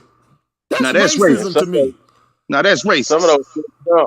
The antebellum South was racist. The black codes, racist. Harvard and Yale, who used to own slaves and built their endowments from slave labor. That's racist. Jim Crow laws are racist. FHA housing policy that didn't give loans to black people was racist. The GI Bill policy where black people wasn't able to participate was racist. Oh man, you're on fire. Redlining, racist. Okay. Restrictive covenants, racist. Call them out. Segregated residential areas, that's racist. Segregated school systems, racist. Plessy versus Ferguson Supreme Court decision, racist. Dred Scott Supreme Court decision, racist. Hey man, if you keep going, you're gonna need listen, bro. If you keep going, you're gonna need another hour. But I ain't got. Look, I said I was gonna cut this shit off in 2 hours. I'm already to the third hour. But here's the deal. I said this. I said being angry at white people, whether they Jews or Gentiles, for racist practices and institutions is not racism. That's indignation. And it's righteous indignation. Right. So, but you got a whole bunch of black people now who basically bought into the idea that racism is what white people say it is. Well, your system's not supposed to value. We experts in what the results of this shit are. Yeah. How you gonna give them the motherfucking framework? How you gonna let them contextualize what it is? And you got black people saying, well, it is what you say it is. Because if it wasn't, then why would you say it is? If you want to quote a white rapper. So how's that not letting them run You get what I'm reality? saying? How's that not letting them run reality? Now slide back. I had a white guy say something directly to me on the CV, said the N-word. I said, is that all your vocabulary, is the N-words? Is that all you know? Is that all the education you got? When you talking to somebody educated, you better shut up. I know who the real Jews are. And he didn't say nothing about that. Nothing. Word. Hey, that's all you got to do. Slice that devil with the truth, man. Cut him with the truth. But wait a minute. Okay, wait a minute, y'all. If y'all think that they matter outside of them being a nuisance to construction, that's an issue. You know what I'm saying? Because it's almost like you want like they're the only ones here in this America with a motherfucker. The whole of the world got some type of representative here. So this isn't just a black-white thing, because whiteness is more of a power dynamic, not so much as the skin color of the person, as the doctor is saying. You know what I'm saying? The people don't matter. What you're more along the line of is how the system interacts with the value of that particular sector versus yours, not those people in the sector. The motherfuckers who saying they're operating the entirety of the framework for everybody to be a so-called beloved citizen up in this bitch. You know what I'm talking about? Hey, man, wait a minute, though, man. I want to give a shout-out to Herb Saint. He from New Orleans, you know what I'm saying? What's happening, little daddy? What it do? You feel me? Oh, what's Sam with it? Yeah. Yo, that's so Yoda. look. I used to go to some fucking place, man. Well, I think it was St. Mark's. Like it was a little club or some shit, a boys club or some shit like that, or St. Jude. I don't know what the fuck it was. It was I had to be between 8 and 9 years old when I went there, but I had to go. Because New Orleans is basically like a fucking Catholic city. You know what I'm saying? It's a lot of black Catholics in New Orleans. You know what I'm saying? But I ain't been there in a long time, man. I used to go to We Never Close. You know what I'm saying? Give me a motherfucking po' boy. You know what I mean? It's been a long time, man. Give me some beignets. You know, oh, man. Ain't nothing like the Hanks, food. Go to Hanks and get some crawfish and shit. You know what I mean? Yeah. But it's been a minute since I've been there, man. Yeah, man. It's New Orleans is a great place to visit and have fun. But I always tell people, once Mardi Gras over, get the hell on out of there. Bro, like I said, man, I'm good wherever black folks at. It's the murder rate capital once again, you know. But man, you got to understand what New Orleans. Look, one of the things I know is, man, if you're looking for problems and trouble, you can find it anywhere you're going, especially in New Orleans. New Orleans don't like out of towners, bro. If you're looking for trouble, go on Bourbon Street. You'll find it quick. Oh man, shit, man. I will avoid trouble. In the French Quarter, I ain't fucking with the French Quarter, man. Oh yes, sir. I will, but like it all depends on what I'm doing. I used to work at the Riverwalk down there, man, at the place called the Fudgery. You know what I'm saying? Yeah. And, I used to work for the St. Thomas Housing Projects as a lifeguard. You know what I'm saying? And what else I used to do down there, man? It's a whole bunch of shit I did in New Orleans, but I used to DJ. How long you was there for, man? I've been in New Orleans off and on, man, but like I was in, for all my life, because my uncle, he lived there and he got like kids and shit there. You know what I'm saying? So I got like 7, 8 cousins that live in New Orleans. You know what I mean? Right. And, that shit ain't gonna never die. They always gonna be there. You know what I'm saying? So I'm always gonna know them and go back and forth and visit them here and there. You know what I mean? So it is what it is. But okay. Thank you for coming through the show, man. I know, look, I talk, I know I'm passionate about the shit I say, but I was passionate today precisely because I'm just tired of Negroes in this space, and you don't even know what this space is, but it's a lot of motherfucking stepping fetching it in this space, bro. A lot of daffy dancing. Not everybody here daffy dancing, but it's a lot of that shit going on in this space, bro. Yeah. I ain't gonna lie. You know what I'm saying? So could that be them wanting their piece of the pie of attaining an illusionary white manhood, like the black women are trying to attain an illusionary white womanhood? Thank you. I don't think you can separate the one from the other. I think Cats in the Space try to do that though. I'm not asking, but see, I'm not looking for black. Look, I don't want black guys to think that they're supposed to sit back and not make an attempt to go out there and get it. Right. Like to be apathetic and to be, lackadaisical and to be a free rider and to not make an attempt. That's not what I'm arguing for. But a lot of people will think that because I'm describing systems, that's just a fact about the world. Right. Now, normative theory is something altogether different. We start talking about what you ought to do in response to what is, then you can start to make moral claims either for or against my position. But you can't say I'm lying about what's actually occurring. Nope. That's like a scout giving you intel, and you telling me, fuck the intel. I don't want to know what the intel is. Yeah. Right. You're making it up. What type of strategist are you? Like, how do you not want to know what the fuck the intel is? Exactly. That's what I don't get with these niggas. Let me Go ahead, Mr. Cowboy. Let me say one more thing. Our people need to know how we got in this situation in the first place, and how to get, in order to know how to get out of it and know the solution. And I'm about solution. Got to know your history. Our people. Deuteronomy chapter 28 explains a lot about us. For one. Cool. Oh, now you're talking that Kyrie. Now you're talking Kyrie Irving talk. Hebrews the Negro. Yeah. No, I'm just talking shit. Go ahead. Yeah. All right, bro. Hold up. Now, is that all Hebrew Israelites? Is that all black people? Hold up. That's a tribal thing, though, right? Right. Well, come on, go ahead, brother. Spit that scripture, brother. Let me hear it. It's kind of long, but it describes the prophetic blessings that we would have if we our people honor God and everything, and be obeyed, honor Him, but the other side of the curses was prophetic also if we didn't obey and honor Him.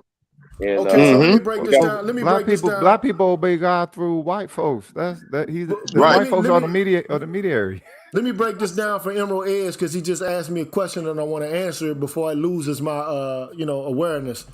Okay, so look, it's two ways for you to look at any proposition, right? Or there are two types of propositions. You got either matters of fact propositions, or you have relations of ideas propositions.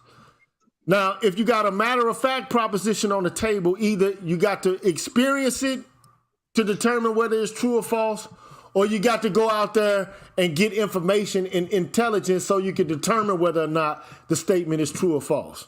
Okay?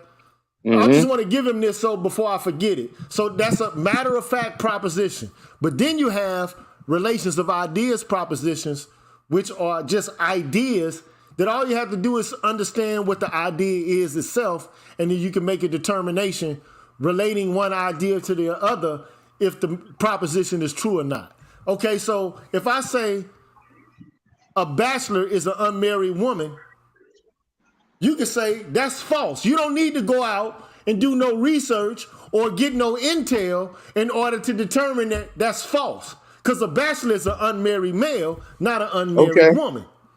But women want to be men. Yeah. Now, if you say Mount Everest is the tallest mountain in the world, well, you got to go out and you actually got to measure it. You got to go out there and see. You got to actually compare and go, take an instrument and determine if it is actually the highest mountain range in the world or not.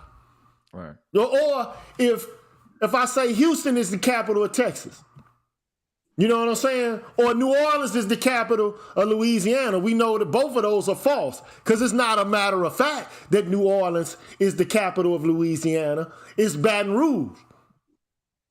Right? Or that it is, what's the capital of Texas? Austin. Austin, right? It ain't motherfucking Houston and it ain't Dallas. It's Austin.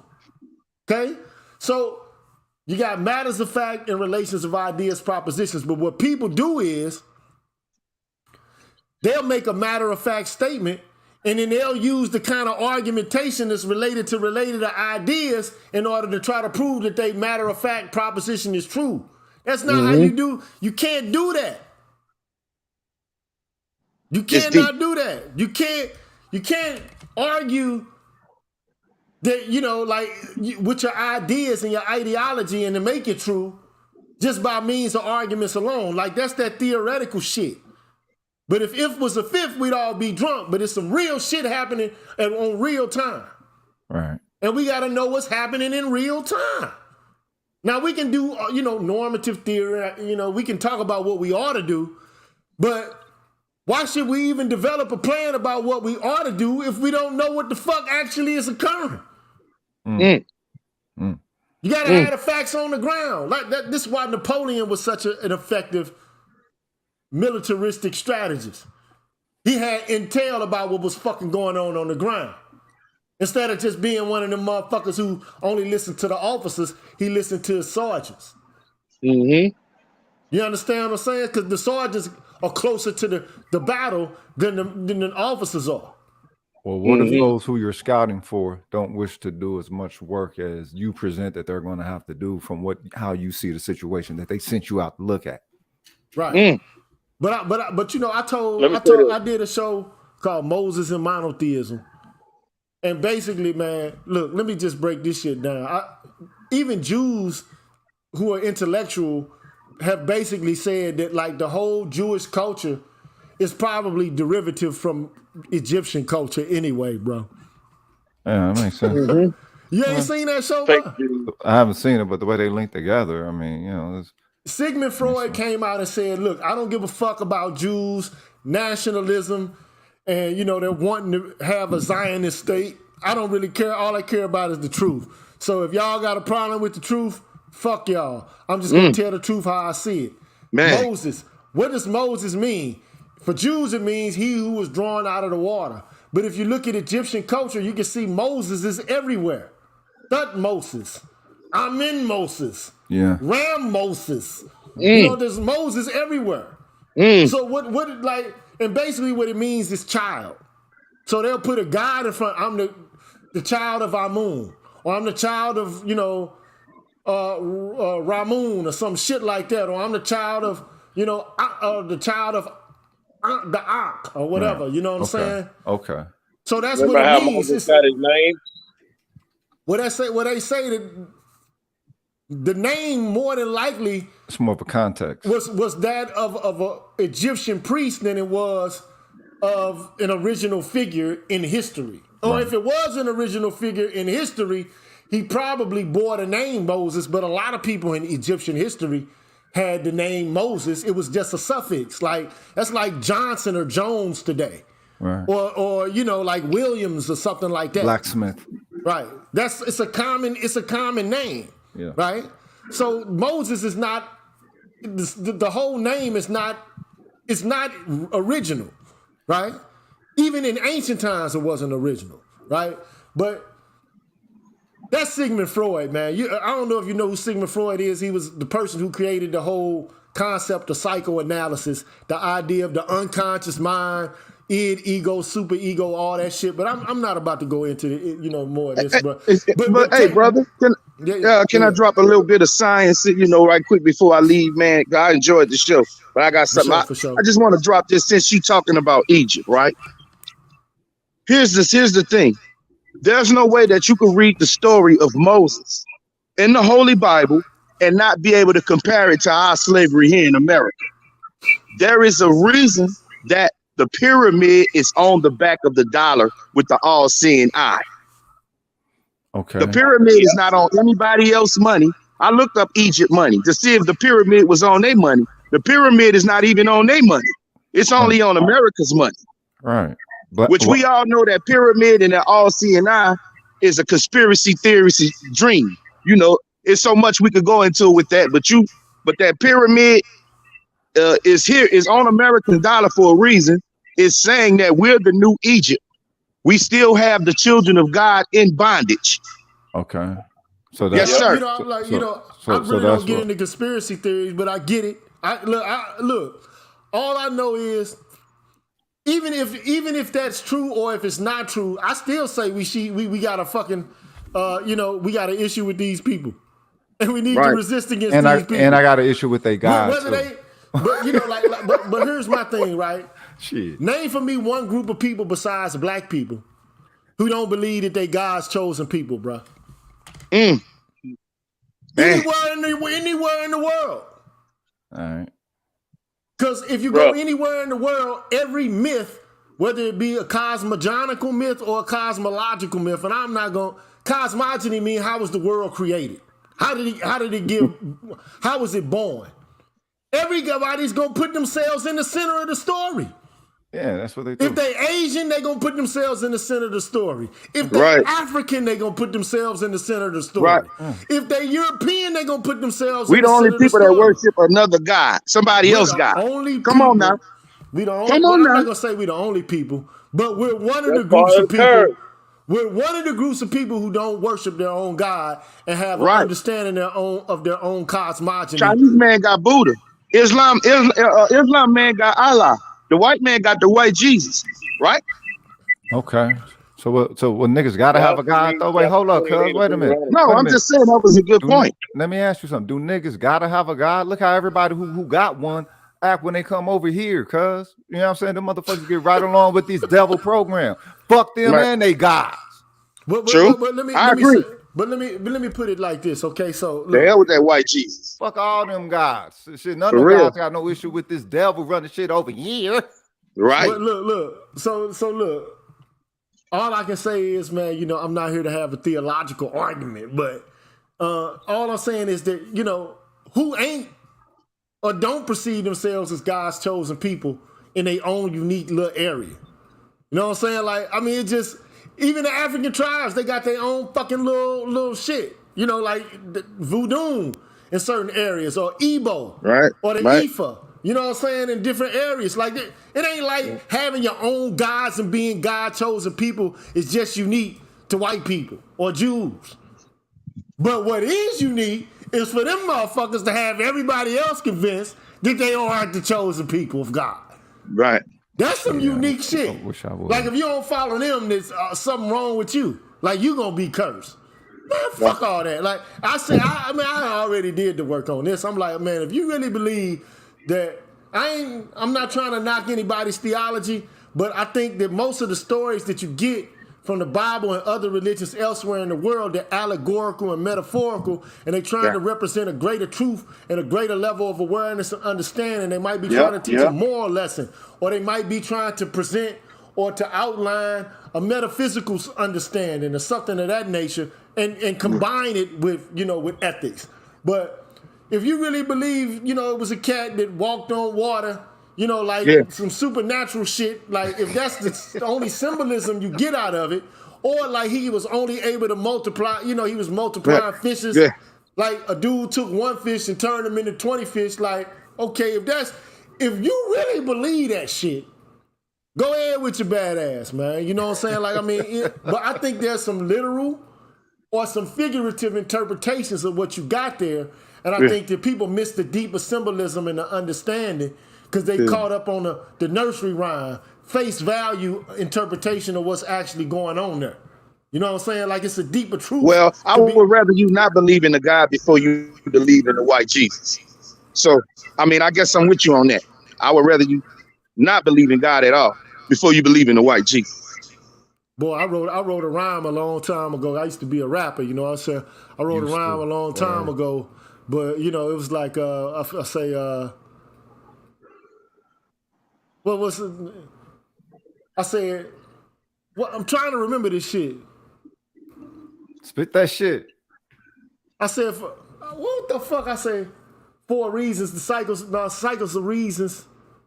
I don't know, but anyway, the rap ended up saying that I got a reason for being a heathen. If being a heathen is not believing in a false demon, but I know about that, you know, I say, but I know about that papyrus that tell us about Osiris in history. They disguise us, despicably they despise us.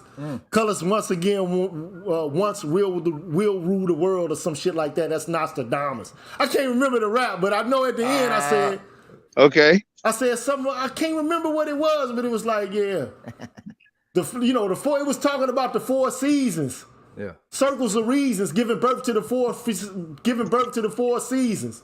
You know what I'm saying? I say I got a reason for being a heathen. If a heathen is not believing in a false demon, but I know about that papyrus to tell us about Osiris and history they disguise us, despicably they despise us.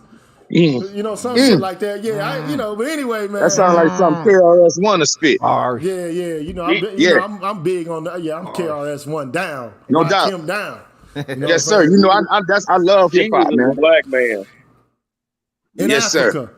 If you say this back, Y'all they hear me? can't They can't laugh laugh at you. I But got you, anyway, man. it was You great. must learn. Well, It was African, great. It was right? great for the. It's great for the conversation, man. Appreciate you coming, man. He's a Subscribe to Judah. the channel. Feel Yeah, free man. to come back, man. We Man, talk this is a the lot best of shit. conversation I had on the platform so far, man. I enjoyed it. Yeah, come on back, man. Share, subscribe, man. And All right, I'm be a subscribed, part of brother. the fam, man. Be part of the Okay. fam. Okay. You know what I'm saying? But anyway, All right, now. go ahead, Jay Diesel, and take us home, and Marcus and Rogish, man, because I'm about to shut this shit. Man, I had a whole day planned that just fucking caved up. It just folded and it folded like a deck of cards, bro. Hey, we appreciate your sacrifice. OG. Y'all know the other half. Yeah, y'all know the other half of Deuteronomy 28. We didn't get the blessings. We got the curses. That's why our people is in the shape they're in now. We're uncertain. We don't know Right. if we're gonna make it home. Yeah, all the curses are in there. Go read it. Okay, And by the way, so the there's a curse black- being lifted mean us being able to live like these motherfucking devils over here. Then I don't get y'all when y'all bring No. that. Come on, cuz really. Let me finish. The way God will heal our land is we come back to Him the way we were before He cast us, scattered us through ships. Second Egypt, yeah, that's in Deuteronomy 28. Y'all read out the whole chapter. Bro, is your God the Revelation same God chapter everybody 1. else messing with? But look, let's just put it this way. What I don't want to do is have you and J Diesel Cowboy, man, get into a theological debate. I don't think, that there's any great deal of, I'm going by the Bible. Yeah, but your Bible gets think- projected on people the same way that Peckerwoods do it, cuz. Y'all project that shit on everybody the same way that they present that fucking Bible that you gonna fuck with this. You're within this framework. Hold up. Not me, because I know who I am. You But know, put it this way. The Put Bible it this is about way. us and white folks anyway. I recently put out a video about Mormonism. Did you see it? Yeah, I saw that. I'd rather motherfuckers believe what Diesel Cowboy is saying than to believe some shit that the Mormons is talking about. So I just keep that. I let that sit right there. You feel me? All right. You feel me? Respect. So respect, man. Respect Jake Diesel Cowboy. I'd rather black people, believe that they God's chosen people than to believe that they got a curse like of Ham or some shit like but listen, that. Listen, brother, I'm glad you brought that point up. And here's the funny thing. The Mormons always through our damn hood, and they ain't been touched yet. Yeah, I put the video out there. I just showed Yeah, This is what they yeah, say. and that was my original point when I first came on this platform, and I'm gonna leave with that, is that the black man is a coward. He will only hurt his own people, and he's scared to touch the white boy. He won't touch the Mormons. Y'all brothers have a nice day. I'm out. All right, man. Be good, bro. All right. Peace. Peace. So yeah, man. We've heard this before, man. But I get his viewpoint, and I understand it. You know what I'm saying? It's just encouragement, for us to resist. You know what I'm saying? So I get it. Do I think it goes a little far sometimes? Yeah. But I go off on a rant every now and then too. I get mad at niggas too. You know what I'm saying? So it is. That's how I rock. Respect. That's how I rock. Respect. I mean, I got mad today, didn't I? I kind of went ham today. I did, man. I got pissed off, man. It's just, it is what it is. Yeah. So at any rate, Jay Diesel, you said what you had to say. Rogish, man, you said what you had to say. I want to hear from Marcus. Then I'm about to end this shit. If he's still there, that motherfucker might have fell asleep or something, man. Yeah, that nigga sleep, man. Got to put him on. Marcus, where the fuck you at, man?